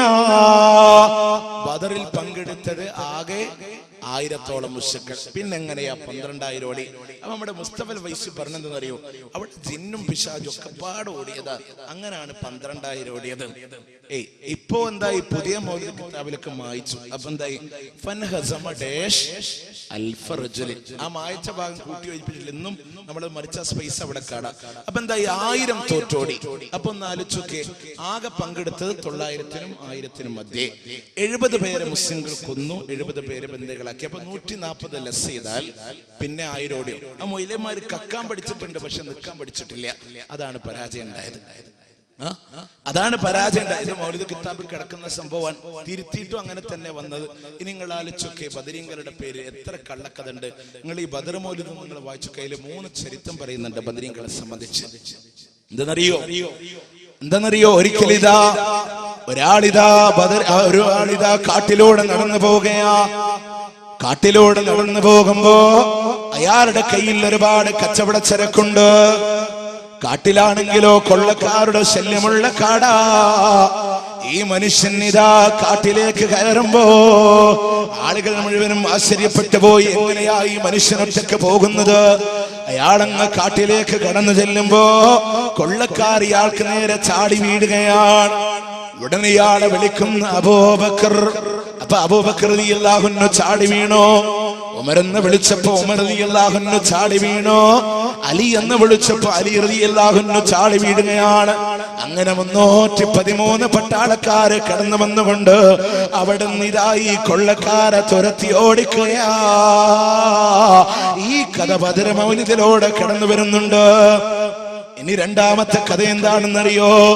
ഒരു ഹാജിയാരെ ഹജ്ജിന് പോകുമ്പോ തന്റെ വീട്ടിലുള്ള പാത്രങ്ങളും വില കൂടിയ വസ്തുക്കളും ഇതാ സുരക്ഷിതമായി ഏൽപ്പിക്കാൻ ഒരാളെ പോലും കിട്ടിയില്ല. കൊള്ളക്കാരുടെ ശല്യമുള്ള നാടാ. മൗലിദ് കിതാബിനകത്തും കൊള്ള, കിതാബിന്റെ പുറത്തും കൊള്ള. മൗലിദ് കിതാബിന്റെ ഉള്ളിലും കൊള്ളക്കാരാണ്, അതിന്റെ പുറത്തും കൊള്ളക്കാരാ. അങ്ങനെ ഇതാ കൊള്ളക്കാരുടെ ശല്യമുള്ള നാട്. തന്റെ വസ്തുക്കളെല്ലാം ആ വീട്ടിൽ വെച്ചുകൊണ്ട് ഇയാള് ഹജ്ജിന് വേണ്ടി പോകുമ്പോ ഇയാളുടെ വീട്ടിൽ കൊള്ള നടത്താൻ വേണ്ടി കൊള്ളക്കാർ വന്നു. പക്ഷെ കൊള്ള നടത്താൻ കഴിഞ്ഞില്ല. വാളും പരിചയം ഇങ്ങനെ കൂട്ടിയടിക്കുന്ന ശബ്ദം. കൊള്ളക്കാര് തിരിച്ചുപോയി. കൊള്ളത്തലവൻ രണ്ടാമത്തെ ദിവസം വന്നു. അപ്പോഴും അവിടെ വാളും പരിചയം തമ്മിൽ കൂട്ടിയടിക്കുന്ന ശബ്ദമാ. കൊള്ളക്കാര് തിരിച്ചുപോയി. മൂന്നാമത്തെ ദിവസവും ഇത് തന്നെ ആവർത്തിക്കുമ്പോ അവർക്ക് കൊള്ള നടത്താൻ കഴിഞ്ഞില്ല. പിന്നീട് ഇതാ ഹാജിയാര് തിരിച്ചു വന്നപ്പോ ഈ കൊള്ളത്തലവൻ ചെന്നിട്ട് ചോദിക്കാ, നിങ്ങളുടെ വീട്ടിൽ ഞങ്ങളെ മോഷണം നടത്താൻ വേണ്ടി വന്നപ്പോ വാളും പരിചയം തമ്മിൽ കൂട്ടിയടിക്കുന്നത് കേട്ടല്ലോ, എന്താ അതിനുള്ള കാരണമെന്ന് പറയുമ്പോ ഈ ഹാജിയാര് പറയുന്നു, ഞാൻ എന്റെ വീട്ടില് ബദർ ശുഹദാ എന്ന് ഞാൻ എന്റെ വീടിലൂടെ എഴുതി ഒട്ടിച്ചിരുന്നു. അതുകൊണ്ട് ബദരീങ്ങളുടെ കാവൽ എന്റെ വീടിനുണ്ടായതാ. യാ അഹ്ല ബദർ ശുഹദാ എന്ന് എഴുതി ഒട്ടിച്ചപ്പോ ബദരീങ്ങളുടെ കാവൽ എന്റെ വീടിനുണ്ടായതാണ്. എന്റെ പ്രിയമുള്ളവരൊന്ന് ആലോചിച്ചോക്കി, ആരാ ഈ കഥ റിപ്പോർട്ട് ചെയ്യുന്നത്? ആരാ? എന്റെ റാവി ആരാ? ഈ കൊള്ളത്തലവൻ. ഇതാരാ ആചാര്യോട് പറയുന്ന കൊള്ളത്തലവൻ? ആരാ ഇത് മൗലിദ് കിതാബിൽ ആഡ് ചെയ്ത്? ഈ കൊള്ളത്തലവൻ. അല്ലാണ്ട് ആരാ? ഇതിന്റെ വേറൊരു സ്വഹീഹായ റിപ്പോർട്ടർ ഉണ്ടോ? അവിടെ തന്നെ സരത് പൊളിഞ്ഞില്ലേ? റിപ്പോർട്ടർ കൊള്ളത്തലവനാണ്, പറഞ്ഞു കൊടുത്ത ആൾ കൊള്ളത്തലവനാണ്, മൗലിദ് കിതാബിൽ കയറ്റിയ ആളും കൊള്ളത്തലവനാണ്. നിങ്ങൾ ആലോചിച്ചൊക്കെ, ഇനി വാളും പരിചയം കൂട്ടിയടിക്കണം. അപ്പൊ ബദരീങ്ങൾ തമ്മിൽ അതിന്റെ ഉള്ളിൽ ഫൈറ്റ് ചെയ്യായിരുന്നു എന്നൊരർത്ഥം. അങ്ങനല്ലേ? ഈ കൊള്ളത്തരം വന്നപ്പോ വാളും പരിചയം കൂട്ടി. ഇനി ആചാര ചട്ടിങ്കലം കാക്കാനാണ് കൊള്ളക്കാരവിടെ വന്നത്, അല്ലേ? എന്നാ പഠിച്ചോ. മഹാനായ ഉമർ ഇബ്നു ഖത്താബ് റളിയല്ലാഹു അൻഹു ഭരിച്ചുകൊണ്ടിരുന്നപ്പോ ഉമർ റളിയല്ലാഹു അൻഹു ആരാ? ബദരീങ്ങളിൽപ്പെട്ട സഹാബിയാണ്. അദ്ദേഹത്തിന്റെ ഗവർണറായ സയ്യിദ് റളിയല്ലാഹു അൻഹു സാക്ഷാൽ ബദരീങ്ങളിൽപ്പെട്ട മറ്റൊരു സഹാബിയല്ലേ, അദ്ദേഹത്തിന്റെ ഖജനാവിൽ നിന്ന് മോഷണം നടക്കുകയാ. അവിടെ നിതാ ഗവർണർ ഖലീഫക്ക് വേണ്ടി ലെറ്റർ എഴുതുകയാണ്. ഖജനാവിൽ നിന്ന് മോഷണമുണ്ട്, അടിയന്തരമായ നടപടി സ്വീകരിക്കണമെന്ന് പറയുമ്പോ അവിടുന്ന് നോക്കണേ നിങ്ങൾ, ഖലീഫയുടെ മറുപടി എന്താണെന്നറിയോ? ഖജനാവ് പള്ളിയിലേക്ക് മാറ്റിക്കോ, കൺമുന്നിലാകുമ്പോ ശ്രദ്ധ കിട്ടുമല്ലോ. ഖജനാവ് പള്ളിയിലേക്ക് മാറ്റിക്കോ. അതില്ലാതെ മൗലിദ് കിതാബ് പറഞ്ഞ പോലെ യാ അഹ്ല ബദർ ശുഹദാ എന്നതിന്റെ മേലെ എഴുതി ഒട്ടിച്ചോ എന്നല്ല, മറിച്ച് ഖലീഫയുടെ മറുപടി വരികയാണ്, ഖജനാവ് പള്ളിയിലേക്ക് മാറ്റിക്കോ. ആളുകൾ ഉണ്ടാവുമ്പോ അതിന് മോഷണം നടക്കില്ല എന്നുള്ള നമ്മൾ അങ്ങനെ തന്നെ മനസ്സിലാക്കിയിട്ടുള്ളത്. അല്ല പേഴ്സോ പൈസ എടുത്തൊക്കെ ഉണ്ടെങ്കിൽ അവിടെ തഫ്സീരിക്കണം, അതിന്റെ ചൊല്ലി വെച്ച് അതാവുമ്പോ ആരും മരിക്കൂലല്ലോ അല്ലേ. ഇവിടങ്ങൾ ആലോചിച്ചൊക്കെ പള്ളിയിലേക്ക് മാറ്റാൻ വേണ്ടി ഖലീഫയുടെ ഉത്തരവ് വരാ. അവിടെ യാഹല ബദർശ്വത നെട്ടിച്ചോന്നില്ല. ഇനി മൗലിദർ മറ്റൊരു കള്ളക്കഥ അവിടെ തന്നെ ഉണ്ട്. എന്തെന്നറിയോ? ആ നാട്ടിലിതാ ഒരു നാട്ടില് ഒരു മന്ത്രിയുടെ രാജാവ് മന്ത്രികുമാരൻ ഇതാ അവിടുന്ന് ഒരു മനുഷ്യന്റെ സാധുവായ മനുഷ്യന്റെ മോനെ കൊലപ്പെടുത്തുകയാണ്. നോക്കണേ, അന്യായമായ ഒരു കൊലപാതകം നടക്കുകയാണ്. രാജാവിന്റെ മകനല്ലേ, പ്രതികാരം ചെയ്യാൻ കഴിയില്ലല്ലോ. ഈ മനുഷ്യൻ ഇതാ വേദനിച്ചുകൊണ്ട് കിടന്നുറങ്ങുമ്പോ ഇയാളിതാ സ്വപ്നം കാണുകയാ. അവിടെ നിതാ 313 പട്ടാളക്കാര് വരികയാ. അവർ വന്നിരിക്കുന്നുണ്ട്.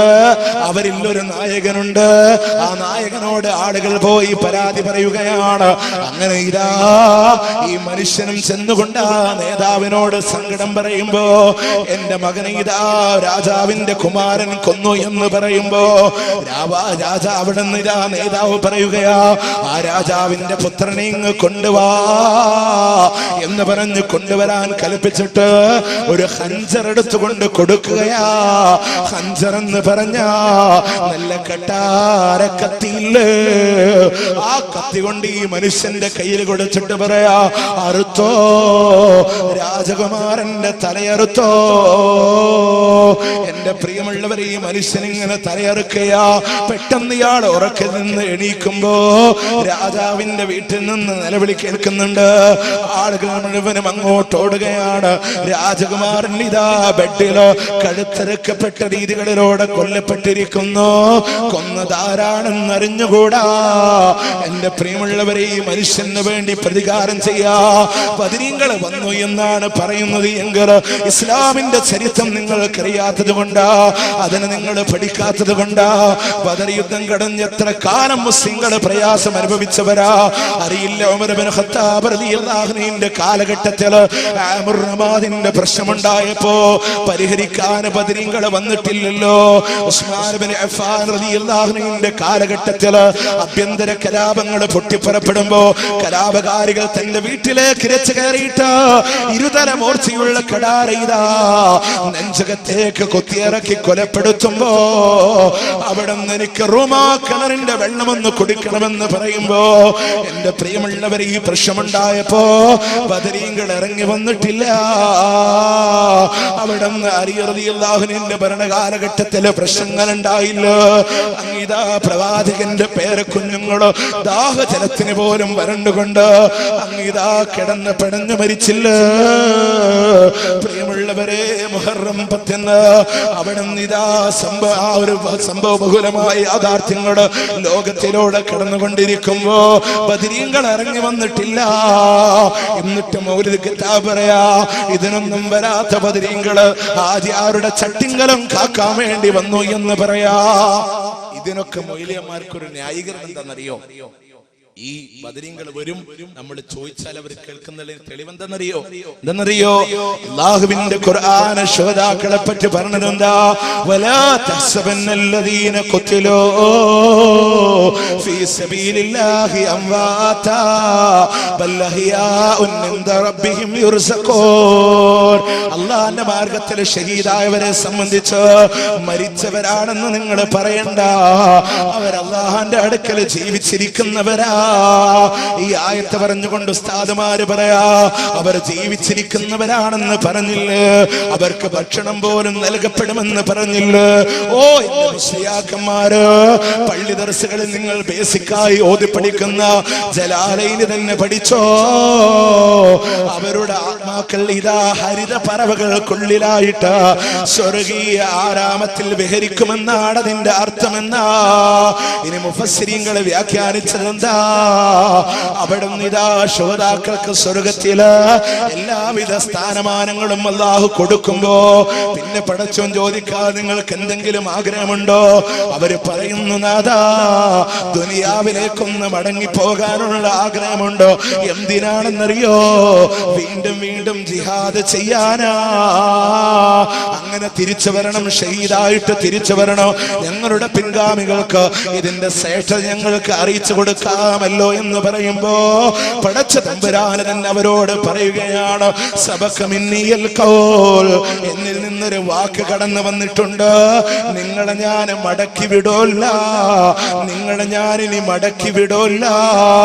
എന്നിട്ടാ അതിന്റെ ഫളായിലുകളെ ഉദ്ധരിച്ചുകൊണ്ട് പടച്ചോൻ അവതരിപ്പിച്ച ആയത്താ. അവരല്ലാഹുവിന്റെ അടുക്കൽ ജീവിച്ചിരിക്കുന്നുണ്ട്, അവർക്ക് ഉപജീവനം പോലും നൽകപ്പെടുന്നുവെന്നാ. അതല്ലാതെ ദുനിയാവുമായിട്ട് അവർക്കൊരു ബന്ധമില്ല. കാരണം ഒരു സഹാബി അങ്ങ് ഷഹീദായാൽ അവന്റെ സമ്പത്തിലാ മറ്റുള്ളവർക്ക് വേണ്ടി ഓഹരി വെക്കുകയാണ്, അനന്തര സ്വത്ത് നൽകുകയാ. ഒരാള് ഷഹീദായ അവന്റെ ഭാര്യയെ മറ്റൊരാളെ വിവാഹം കഴിക്കുകയാണ്. കാരണം ഭൗതിക ലോകത്തെ മരണം ഇതാ അവന് വേണ്ടി സ്ഥിരീകരിക്കപ്പെട്ടിരിക്കുകയാണ്.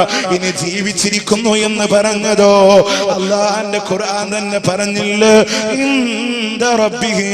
അവരുടെ റബ്ബിന്റെ അടുക്കലാ, അവരുടെ റബ്ബിന്റെ അടുക്കലാ. അത് ശുഹദാക്കൾക്കുള്ള സ്ഥാനമാ. അവരുടെ മഹത്വമുണ്ടല്ലോ. സാധാരണ സ്വർഗത്തിൽ പോകുന്ന ഒരാളോ ഷഹീദായി സ്വർഗത്തിൽ പോകുന്ന ഒരാളും തമ്മിലുള്ള വ്യത്യാസം, ഒരാളെ ഭൂമിയിലിരുന്നു കൊണ്ട് ആകാശത്തിൽ മിന്നിത്തിളങ്ങുന്ന നക്ഷത്രങ്ങളെ നോക്കിക്കാണുന്ന പോലെയാണ് ഈ സ്വർഗവാസികളുടെ വ്യത്യാസമെന്ന് നബിയുനാ റസൂലുള്ളാഹി സ്വല്ലല്ലാഹു അലൈഹി വസല്ലമ നമ്മളോട് പഠിപ്പിച്ചു തരുമ്പോ, അതുകൊണ്ട് ഈ ആയത്തിന് മറപിടിച്ചുകൊണ്ട് അവരോട് തേടാനോ അവര് വരുമെന്നോ ഒരു മുസ്ലിയാരും തെളിവ് പിടിക്കണ്ട. നീയോ ബദർ മൗലിദ് ഓതാനുള്ള മറ്റൊരു തെളിവെന്തെന്നറിയോ?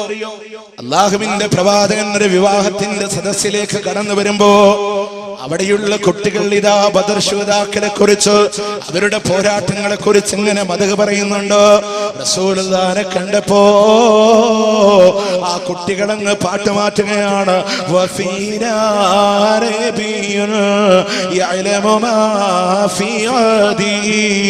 നാളെ എന്താണ് നടക്കുന്നത് എന്നറിയുന്ന ഒരു പ്രവാചകൻ ഞങ്ങളുടെ കൂട്ടത്തിലുണ്ട് എന്ന് ആ കുട്ടികള് പാടിയപ്പോ അല്ലാഹുവിന്റെ റസൂല് പറഞ്ഞു, മക്കളെ അത് നിങ്ങൾ പാടാൻ പാടില്ല, ഇതുവരെ പാടിയിരുന്നത് പാടിക്കോ. അത് ഉദ്ധരിച്ചുകൊണ്ട് ഉസ്താദുമാര് പറയാ, ഇതുവരെ പാടിയിരുന്നത് പാടിക്കോ എന്ന് പറഞ്ഞല്ലോ. അതിന്റെ അർത്ഥം ബദർമാല ചൊല്ലിക്കോ, ബദർ ബൈത്ത് പാടിക്കോ എന്നാണ് എന്ന് ന്യായം പിടിക്കുന്ന ആളുകള്. ഇവരുടെ വർത്തമാനം കേട്ടാല് തോന്നുക ഇവര് പറയുന്ന പോലെ കള്ളക്കഥകൾ പറയലാണ്, ഇവർ പറഞ്ഞ പോലെ അവരോട് ചോദിക്കലാണ്. അല്ലല്ലോ പ്രിയമുള്ളവര്, മദ്ഹ് പറയാൻ ഞങ്ങളും എതിരല്ല. അവരുടെ വീരശൂര പരാക്രമങ്ങളെ കുറിച്ച് പറയാ, അതിൽ നിന്ന് പാഠങ്ങൾ ഉൾക്കൊള്ള ഈ മദ്ഹ് പറയുന്നതിന് ആരും എതിരല്ല. പക്ഷേ അതിന്റെ മേലെ കള്ളക്കഥ പറയാൻ, അതിന്റെ മേലെ ശിർക്ക് പറയാൻ, അതുകൊണ്ട് ഇല്ലാത്ത ആചാരമുണ്ടാക്കാൻ, അതുകൊണ്ട് അന്നം മുന്നം വെക്കുന്ന മുസ്ലിയാക്കന്മാരുടെ പ്രവണതകൾക്കെതിരെ ശ്രദ്ധിക്കാ. അതുകൊണ്ട് അത് പറ്റൂല എന്ന് ഞങ്ങൾ പറഞ്ഞത്. ഇസ്ലാമിലില്ലാത്ത ആചാരം ഉണ്ടാക്കതുകൊണ്ട് ഇപ്പൊ ഇവരൊക്കെ ബദരീങ്ങളെ മാനിക്ക ചെയ്യുന്ന ഈ ബദർ മൗലിദൊക്കെ നിങ്ങൾ വായിച്ചു നോക്കിയാൽ ഇവിടെ മൗലിദ് കിതാബ് ഇരിപ്പുണ്ട്. നിങ്ങൾക്കറിയോ ഇതിലൊക്കെ ബദരീങ്ങളുടെ പേര് പറയുന്നുണ്ട് അവസാനം. അതെങ്ങനെയാന്ന് വെച്ചാല് മൗലിദ് ഇങ്ങനെ ചൊല്ലി ഹിക്കായത്തൊക്കെ കഴിഞ്ഞ അവസാന ഭാഗത്ത് ഹിക്കായത്ത് എത്തുമ്പോ ബദരീങ്ങളുടെ പേര് പറയല. അപ്പൊ ഇങ്ങനെ ഹിക്കായത്തിലും ബാക്കിയുള്ളവർ മിണ്ടാണ്ടിരിക്കണല്ലോ ചെയ്യാം. അങ്ങനെ ചൊല്ലിക്കൊണ്ടിരിക്കുന്നതിന്റെ ഇടയിൽ ഇയാൾ ഇങ്ങനെ പറയും വസൈദും വസൈദും വസൈദും. ഇതിങ്ങനെ ഒരു സൈദ് തുടങ്ങുമ്പോഴത്തേനും സഹസ്കരിക്കുന്ന ആളുകൾ ഇങ്ങനെ തുടങ്ങാം. അപ്പോ നിങ്ങൾ ആലോചിച്ചൊക്കെ ഒരാളാണ് ഇത് ചെല്ലുന്നത്, ബാക്കിയുള്ളവരൊക്കെ എന്താണ് റളിയല്ലാഹുവിന്റെ. അപ്പൊ ഞാൻ ഇവിടെ ഇതിങ്ങനെ പോയി എന്താണെന്നൊന്നും തിരിയൊന്നുമില്ലേ, അതൊന്നും ചോദിക്കാൻ പാടില്ല, കഥയിൽ ചോദ്യമില്ല. കാരണം ഇതിങ്ങനെ ഇങ്ങനെ പറഞ്ഞുകൊണ്ടിരിക്കും, എല്ലാവരും കൂടെ ഒരുമിച്ച് ഇങ്ങനെ പറയാം. ഇയാളാണെങ്കിൽ ഒരു പേര് പറഞ്ഞത് അങ്ങനെയാണ് ഈ മൗലിദ് കിതാബ് വായിച്ചെങ്കിൽ മനസ്സിലാവും. അപ്പോൾ പിന്നെ പറഞ്ഞ ആർക്കൊട്ട് തിരിയൂല. അവസാനം നിർത്താൻ വേണ്ടിട്ട് പേരിനനുസരിച്ചിട്ടല്ല റളിയല്ലാഹു അൻഹു. അപ്പൊ നിർത്താൻ വേണ്ടി പറയുന്ന ഐഡിയ എന്താണെന്നറിയോ? ഇയാളെങ്ങനെ ചെല്ലിയിട്ട്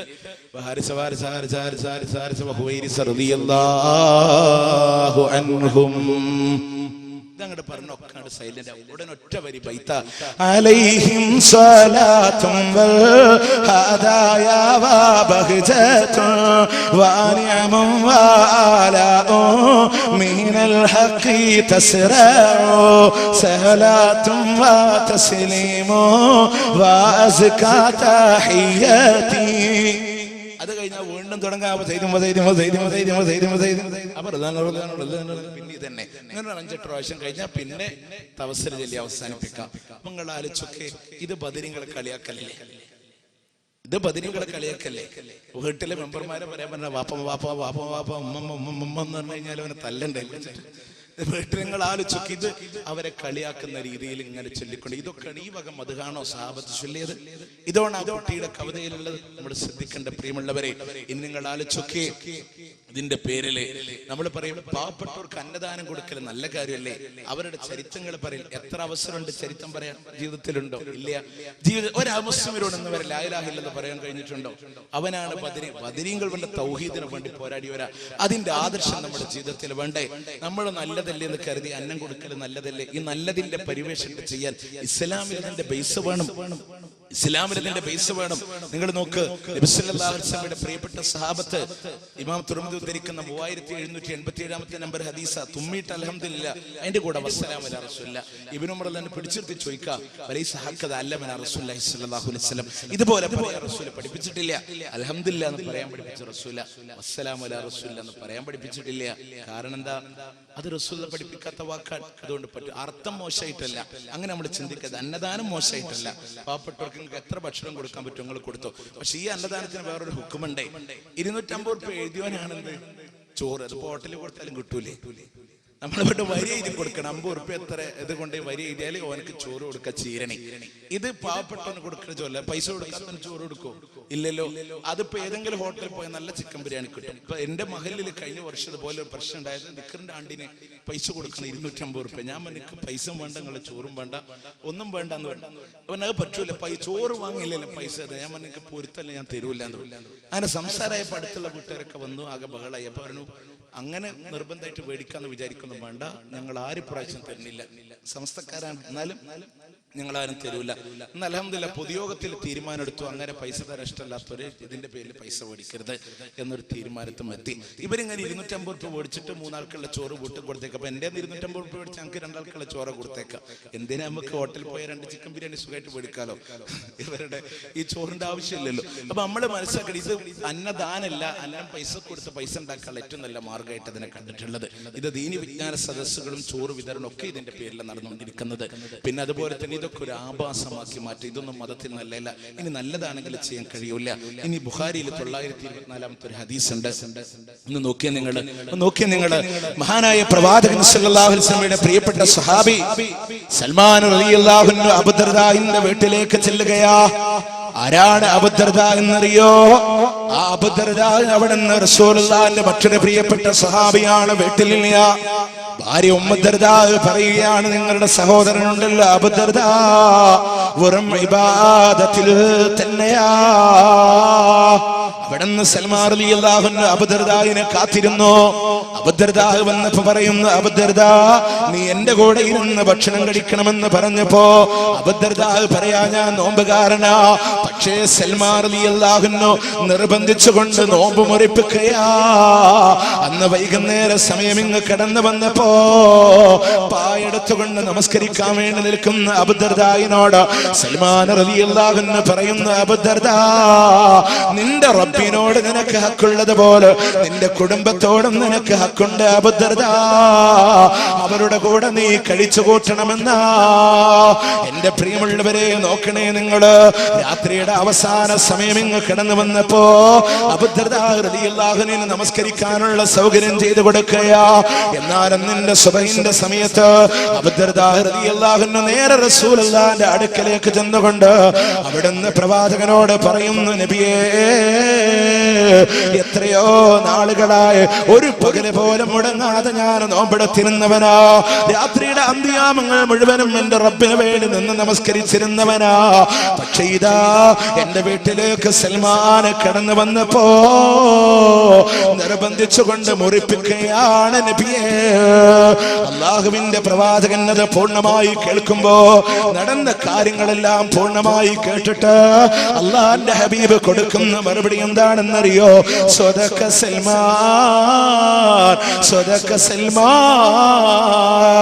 അബൂദർദായെ, സൽമാൻ പറഞ്ഞതാണ് ഹക്ക്, സൽമാനിന്റെ പ്രവർത്തനമാണ് യാഥാർത്ഥ്യം, സൽമാൻ പറഞ്ഞതാണ് ശരിയെന്ന് ലോകത്തിന്റെ നായകൻ മുഹമ്മദുർ റസൂലുള്ളാഹി സ്വല്ലല്ലാഹു അലൈഹി വസല്ലം പഠിപ്പിക്കുമ്പോ രാത്രി നിസ്കാരം നല്ല കാര്യമാണ്, പകലിന്റെ നോമ്പ് നല്ല കാര്യം, പരമാവധി ചെയ്യാൻ പറഞ്ഞു. പക്ഷേ ഒരു ദിവസം പോലും ഗ്യാപ്പ് വരാതെ തുടർച്ചയായി നോമ്പെടുക്കാൻ ഇസ്ലാമിൽ അനുവദനീയമല്ല.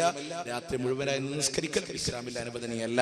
അതുകൊണ്ട് റമദാൻ ഇല്ലാത്ത ഒരു മാസം അല്ലാഹുവിന്റെ റസൂൽ പൂർണ്ണമായി നോമ്പെടുത്തിട്ടില്ല എന്ന് നമ്മുടെ ഉമ്മ ആയിഷ ബീവി. അപ്പൊ നല്ലതല്ലേ എന്ന് കരുതി നമ്മുടെ വക ഉണ്ടാക്കാൻ പാടില്ല. റസൂൽ പഠിപ്പിച്ചു കൊടുത്ത് നിൽക്കാൻ നമ്മൾ തയ്യാറാവുക. അങ്ങനെ അനാചാരങ്ങൾ കൊണ്ടുവരരുത്. പിന്നെ പ്രിയമുള്ളവർ ശ്രദ്ധിക്കുക, ഈ ബദർ ശുഹദാക്കളുടെ ആരുടെയും ഖബർ ഉയർത്തുകയോ അവിടെ നിലവിളക്ക് കൊടുത്തുകയോ വരാന്തയിൽ ഇങ്ങനെ ഇരുന്ന പിന്നെ അവൻ അടുത്ത വലിയ അല്ലേ നമ്മൾ പട്ടാഭിഷേകം നടത്തി കൊടുക്കുന്ന പോലെ അടുത്ത വലിയനുള്ള പട്ടാഭിഷേകം അവിടെ നടത്തി എങ്ങനെയെങ്കിലും ഒന്ന് മരിച്ചു കിട്ടിയാൽ മതി കൊണ്ടേ മറവിയാൻ വേണ്ടിയിട്ടാ ഈ രീതിയിലൊക്കെ കാത്തിരിക്കുന്നത്. എന്നാലോചിച്ചൊക്കെ ഏറ്റവും വലിയ തെളിവാണ് കേരളത്തിലുള്ള തങ്ങൾ. കോഴിക്കോട്ടുള്ള തങ്ങളെ അങ്ങോട്ട് പയ്യന്നൂർ എട്ടിക്കുളത്ത് എത്തിക്കാൻ പോയിട്ട് പാടുണ്ടല്ലോ. അതായത് ഇത് ജാരങ്ങലയിൽ നമ്മുടെ നാട്ടിൽ കിട്ടണം, മരിച്ചു കിട്ടിയാൽ മതി എന്നുള്ള രീതിയിലായി ഇന്ന് സമുദായം. അതുകൊണ്ട് ചിന്തിക്കാം, ഒരു ശുഹദാഇന്റെയും ഖബർ ഉയർത്തിയിട്ടില്ല, അതിനു വേണ്ടിയുള്ള ഒത്താശ ചെയ്തിട്ടില്ല. പറയാനും വിശാലമായ തലങ്ങൾ ഇനിയുമുണ്ട്. എന്റെ പ്രിയമുള്ളവരെ, നമ്മൾ ശ്രദ്ധിക്കുക. ബദരീങ്ങളുടെ ആദർശം നമ്മുടെ ജീവിതത്തിലേക്ക് കൊണ്ടുവരാം. അവർ തൗഹീദിന് വേണ്ടി പോരാടിയവരാണ്. അവർ പഠിപ്പിക്കാത്ത അനാചാരങ്ങൾ ചെയ്ത്, ബിദ്അത്തുകൾ ചെയ്ത്, പുത്തൻ ആചാരങ്ങൾ കൊണ്ടുവന്ന് ഹൗദുൽ കൗസറിൽ നിന്ന് ആട്ടിയോടിക്കുന്നവരായി, പരലോകം നഷ്ടപ്പെടുന്നവരായി നമ്മൾ മാറരുത്. ഇത് വാശിക്കോ വൈരാഗ്യത്തിനോ അല്ല. അവരെ സ്നേഹിച്ചും അവരെ ബഹുമാനിച്ചും അവരെ ആദരിച്ചും അവരെ ആരാധിക്കാതെ അല്ലാഹനെ മാത്രം ആരാധിച്ചും അതുപോലെ നല്ലൊരു ജീവിതം നമ്മുടെ ജീവിതത്തിൽ ഉണ്ടാവാൻ, അവരെ അനുഗമിക്കാൻ, അവരെ പിന്തുടരാൻ, അവരേത് ആദർശം നമ്മുടെ മുന്നിൽ കാഴ്ചവെച്ചോ ആ ആദർശത്തിന് വേണ്ടി പടപൊരുതാൻ എന്തെല്ലാം സൽസ്വഭാവങ്ങളുടെ മാതൃക അവരുടെ ജീവിതത്തിൽ ഉണ്ടായോ അത് കഴിഞ്ഞും ജീവിച്ച ബദരീങ്ങൾ, അവരുടെ കുടുംബ ജീവിതങ്ങൾ, അതിന്റെ മഹത്വങ്ങൾ, അവർക്ക് നായകത്വം കൊടുത്ത പ്രവാചകന്റെ ജീവിതം, അവരുടെ ജീവിതത്തിന്റെ ശൈലികൾ, ഇതാ നമുക്ക് അനുകരിക്കാനുള്ളത്. ഇതൊന്നും മാലപ്പാട്ടിൽ കിട്ടൂല, ഇതൊന്നും മൗലിദ് കിട്ടൂല. അതിൽ കള്ളക്കഥകളാണ്, ഉള്ള ചരിത്രങ്ങളില്ല. അതിൽ ഫണ്ടടിക്കാനുള്ള മാതൃകളാണ്, അതിൽ കൈമടക്ക് വാങ്ങാനുള്ള. അതുകൊണ്ട് പണ്ഡിതന്മാർ ഫണ്ഡിതന്മാരായി മാറി അതിനെ ചൂഷണം ചെയ്തതാണ്. ഇത് നിങ്ങൾ മനസ്സിലാക്കാം. ഒരു ചരിത്രങ്ങളില്ല. അവരിൽ നിങ്ങൾ നോക്കുക, മാലകളും മൗലിദുകളും മൊത്തത്തിൽ ഇതാ അവരുടെ ഗുണപാഠം. കുറച്ച് കള്ളക്കഥ ഉണ്ടാവും, പിന്നെ കുറച്ച് കുട്ടിക്കാലം ചരിത്രം. റസൂലുള്ളാഹിന്റെ ചരിത്രം മൗലിദൊക്കെ റസൂലുള്ളാഹിന്റെ പേര് മൗലിദാണ്. അങ്ങനെ ഏറ്റവും ചെറിയ 15 വക മൗലിദ് കിതാബ് വായിച്ചോക്കെ നിങ്ങൾ. ഉമ്മു നബിന്റെ ഉമ്മാനെ അറി ആമിന ഉമ്മാ നബിയെ മുലകൊട് താറ്റി പോറ്റിയ ഉമ്മ ബിഹി ഹലീമ ബിഹി ഹലീമ ഉള്ള ചുകന്ന വെള്ള നിറം നബി നീണ്ടവരെല്ലാവരിലെ അല്ലാഹുവിന്റെ ഹബീബിന്റെ കുട്ടിക്കാലം, വളർച്ച, മുടി, കളറ്, വെയിറ്റ്, ഹൈറ്റ്, ഇതൊക്കെയാണ് മൗലിദ്. റസൂലുള്ളാഹിന്റെ നബുവത്തിന് ശേഷമുള്ള ജീവിതം ഉണ്ടാവില്ല, ഗുണപാഠങ്ങൾ ഉണ്ടാവില്ല, ബദരീങ്ങളുടെ ആദർശത്തിന് വേണ്ടിയുള്ള പടപുരുതിയ ജീവിതം ഉണ്ടാവില്ല. മറിച്ച് ഈ കള്ളക്കഥകൾ അവരോട് തേടാൻ ഇതിനൊക്കെ തെളിവുണ്ടാക്കല. അതുകൊണ്ട് പ്രിയമുള്ളവരെ ഓർക്കുക, പരലോകമെന്ന് പറയുന്ന സത്യമുണ്ട്, ഈ ജീവിതത്തിനപ്പുറത്തൊരു യാഥാർത്ഥ്യമുണ്ട്. എല്ലാം എട്ടെറിഞ്ഞു പോകുന്ന ഒരു ജീവിതമുണ്ടല്ലോ, അതിനെയാണ് പ്രിയമുള്ളവരെ കാത്തിരിക്കേണ്ടത്. മരണമെന്ന് പറയുന്നത് പടിവാതിൽക്കലോടെ കാത്തിരിക്കുമ്പോ ചെരുപ്പിന്റെ ഗൾഫിന്റെ വാരലുകളെക്കാളും അടുത്തുള്ളതാണ് മരണമെന്ന് പറയുമ്പോ ഇന്നിന്റെ രാത്രി ഇതായി താനൂരിന്റെ പുതിയ കടപ്പുറത്തോ ഈ മുറ്റത്ത് നിങ്ങൾ ഒരുമിച്ച് കൂടുമ്പോ നാളെ ഇതുപോലൊരു വൈകുന്നേരം വന്നാൽ അല്ലാഹ് ഇവിടത്തെ ഏതെങ്കിലും ഒരു ഖബർസ്ഥാനിൽ 6 മണ്ണിനുള്ളിലാണോ പറയാൻ കഴിയില്ലല്ലോ. ഈ കൊട്ടാരമില്ല, വീടില്ല, ഭവനങ്ങളില്ല, കൂടെ കിടക്കാൻ ആളില്ല, സമാധാനിപ്പിക്കാൻ ആളില്ലാതെ മേടക്ക് പകരം മഴമാ സുബ്ഹാന റബ്ബിയത് കിടക്കേണ്ടതാണ് സിമാന. ചിതലും പൊഴുക്ക് തവളം പെരുത്തുണ്ടത് സന്തോഷമാണ് പകൽക്ക് നീ ചെല്ലുന്നത്. പൊൻവർണ്ണ കോമള മൃദുലമായ ശരീരം സമരത്തിലാണ് പരസ്പരം തിന്നുന്നത്. ചിതലും പൊഴുക്കളും നിന്റെ ശരീരത്തിലൂടെ തിളച്ചു മറിയുമ്പോ ആ ഖബറിലും നീ ഒറ്റക്കല്ല. ഭർത്താവ് വൈകിയാല് കാത്തിരിക്കുന്ന ഭാര്യയുണ്ടല്ലോ, ആ ഭാര്യമ്മ ഖബറിൽ ഒറ്റക്ക. ഉമ്മാനെ കാണാതിരുന്നാൽ നിലവിളിക്കുന്ന 1.5 വയസ്സുകാരൻ പൊന്നുമോനില്ല, ആ പൊന്നുമോനും നാളെ ഖബറിൽ ഒറ്റക്ക.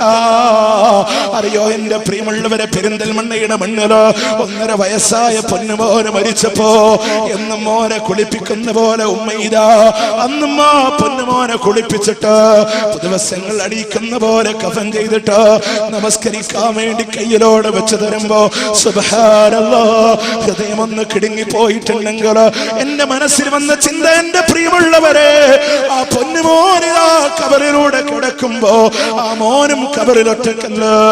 ഉമ്മാനെ കാണാതെ നിലവിളിക്കുന്ന പൊന്നുമോ ആ ഖബറിലൊറ്റക്കല്ലേ. എന്റെ പ്രിയമുള്ളവരെ, നിങ്ങൾ ചിന്തിച്ചോ, ഇതാണ് മനുഷ്യന്റെ അവസ്ഥയെങ്കിലോ, ഇതാണ് മനുഷ്യന്റെ അവസ്ഥയെങ്കിലോ നിങ്ങൾ ഓർത്തോ, അങ്ങനെ ഒരു ഖബർ നമ്മുടെ മുമ്പിലൂടെ വരാനുണ്ടെങ്കിൽ അവിടെ എഴുന്നേറ്റ് വരുന്ന പരലോകമുണ്ടല്ലോ. എന്താ നാടിന്റെ പ്രത്യേകത?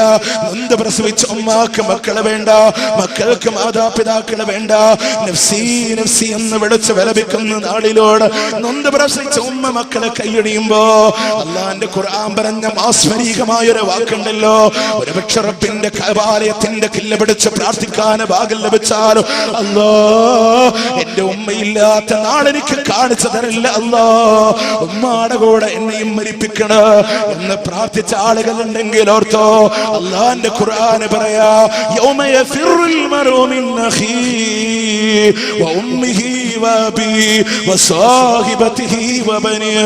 എല്ലാരെയും ഇട്ടെറിഞ്ഞോടി പോകുന്ന നഫ്സി നഫ്സി എന്നെ ശരീരമേ എന്ന് വിലപിക്കുമ്പോ, ഉമ്മ മക്കളെ കൈയടിയുമ്പോ, മക്കളെ മാതാപിതാക്കളെ കൈയടിയുമ്പോ എന്റെ പ്രിയമുള്ളവർ, എന്റെ മനസ്സിലൂടെ വന്ന ചിന്ത എന്താണെന്നറിയോ?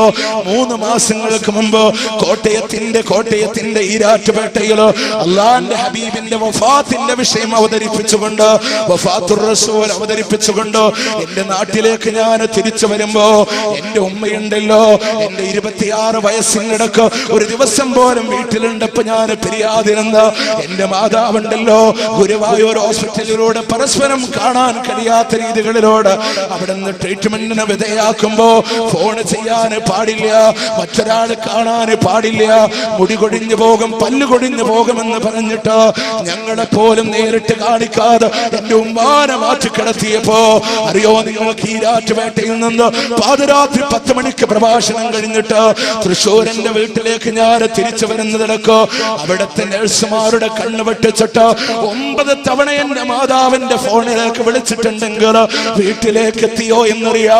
9 തവണയാണ് വിളിച്ചത് എങ്കിൽ ഡോക്ടേഴ്സിന്റെ കൽപ്പനയുണ്ടല്ലോ, പല്ലുകൊടിയും മുടി കൊടിയുമെന്ന് പറയുമ്പോ അതിനപ്പുറം ഒരു മകനോടുള്ള വാത്സല്യമിതാ. എന്റെ മോനെ വീടെത്തിയോ എന്ന ചിന്തയാണെങ്കിൽ തിരിക്കണേ നാളെ പരലോകത്തിലേക്കോ. റബ്ബിന്റെ കോടതിയിൽ വരുമ്പോ ആ ഉമ്മ പറയില്ല, നാഥാ എന്റെ മോനെ നരകത്തിലിട്ടാലും വേണ്ടില്ല അല്ലാ, എന്നെ ഒന്ന് രക്ഷിക്കണേ അല്ലാ, എന്നെ ഒന്ന് രക്ഷിക്കണേ അല്ലാ. അതുപോലെ പറയുന്നൊരു നാളുണ്ടെങ്കിൽ എന്റെ പ്രിയമുള്ളവരെ ഓർത്തോ, അത് പറയാതിരിക്കാ. ഈ ദുനിയാവാണ് നമുക്കുള്ള മരുന്നെങ്കിൽ, ഈ ദുനിയാവാണ് പരിഹാരമെങ്കിൽ, ഈ ദുനിയാവിലൂടെ കുടുംബസമേതം സ്വർഗത്തിലേക്ക് പോകാം. അതിനാദർശം വേണ്, അതിനാദർശം വേണ്, അതിന് തൗഹീദ് വേണ്. അതില്ലാതെ എന്തിനെന്ത് നീ കെട്ടിപ്പടുത്തിട്ടും കാര്യമില്ല. ആ തൗഹീദില്ലാതെ എന്തും കെട്ടിപ്പടുത്തിട്ട് കാര്യമില്ല. നിനക്കതുകൊണ്ട് രക്ഷപ്പെടാൻ ഒരിക്കലും സാധ്യമല്ല. അത്രയും ഗൗരവമേറിയതാ ആ ലോകം, അവിടുത്തെ കത്തിയാളുന്ന നരകം. എന്റെ പ്രിയമുള്ളവരെ ഓർത്തോ, നിസ്സാരമല്ല, ഗൗരവമേറിയതാണ്.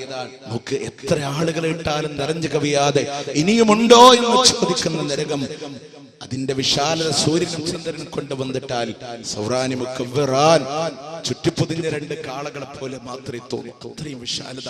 70,000-ഓളം ചങ്ങലകളിൽ നരകത്തെ വലിച്ചു കൊണ്ടുവരുമ്പോ ഓരോ ചങ്ങലയിലും 70,000-ഓളം വരുന്ന മലക്കുണ്ടാകുമെന്ന് പറയുമ്പോ അതിലൊരു മലക്കിന്റെ വലിപ്പം ആകാശഭൂമികളുടെ വലിപ്പമാണെന്ന് പറയുമ്പോ ചിന്തിക്ക്, ആകാശഭൂമികളുടെ വലിപ്പമുള്ള 70,000-ഓളം മലക്കുള്ള ഒരു ചങ്ങലയിൽ, അങ്ങനെ 70,000-ഓളം വരുന്ന ചങ്ങലകളെ നരകത്തെ വലിച്ചു കൊണ്ടുവരുമ്പോ അതിന്റെ ഭയാനകത വിശദീകരിച്ചത് പ്രിയമുള്ളവരെ ഇതെന്റെ വാക്കല്ലാട്ടോ, ഏതെങ്കിലും ഒരു സാഹിത്യകാരന്റെ നോവലല്ല, ഏറ്റുമാനൂർ സുലൈമാനിന്റെ പ്രേതത്തിന്റെ കഥയല്ല, അല്ലാഹുവിന്റെ ഖുർആനാണ് പറയുന്നത്.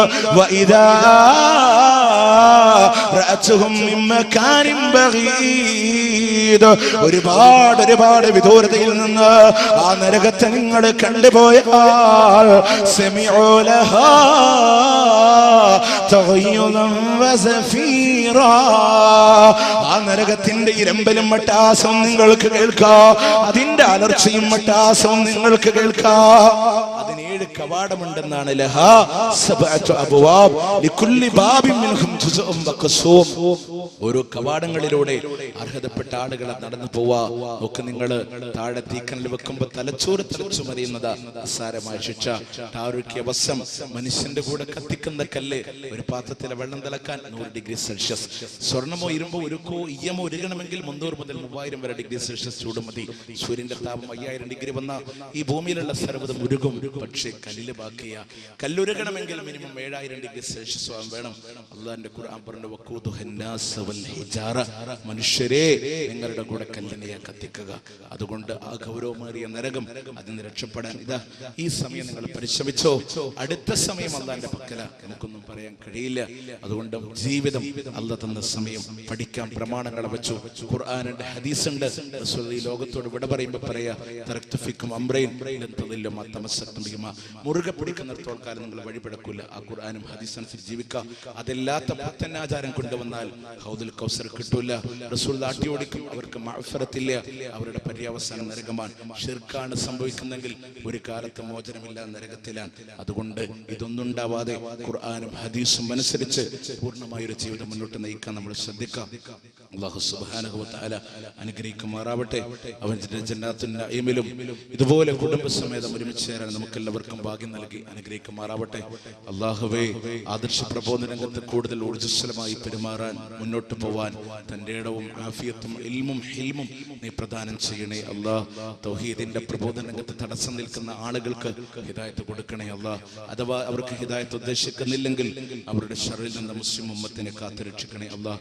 അല്ലാഹുവേ, ദുആ കൊണ്ട് വസിയത്ത് ചെയ്ത ഒരുപാട് ആളുകൾ, നമ്മുടെ സഹോദരന്റെ ഒരു സുഹൃത്തിന്റെ പ്രവർത്തകന്റെ ഒരു സഹോദരി 4 ദിവസം മുമ്പ് താനൂർ നമ്മളിൽ നിന്ന് വിട പറഞ്ഞു പോയി.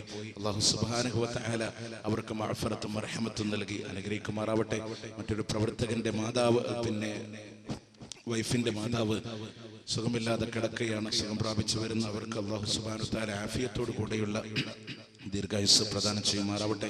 നമ്മളോടൊക്കെ ദുആ കൊണ്ട് വസിയത്ത് ചെയ്തവർ, അവരോടൊക്കെ ഹലാലായ ഉദ്ദേശങ്ങളെ അല്ലാഹു നിറവേറ്റി കൊടുക്കുമാറാവട്ടെ. റബ്ബനാ ആതിനാ ഫിദ്ദുനിയ ഹസന വഫിൽ ആഖിറതി ഹസനതൻ വഖിനാ അദാബന്നാർ. റബ്ബനാ തഖബ്ബൽ മിന്നാ ഇന്നക അൻതസ് സമീഉൽ അലീം വതുബ് അലൈനാ ഇന്നക അൻതത് തവ്വാബുർ റഹീം വഅഫിർ ലനാ യാ ആഫിറൽ മുദ്നിബീൻ. അസ്സലാമു അലൈക്കും വറഹ്മത്തുള്ളാഹി വബറകാതുഹു.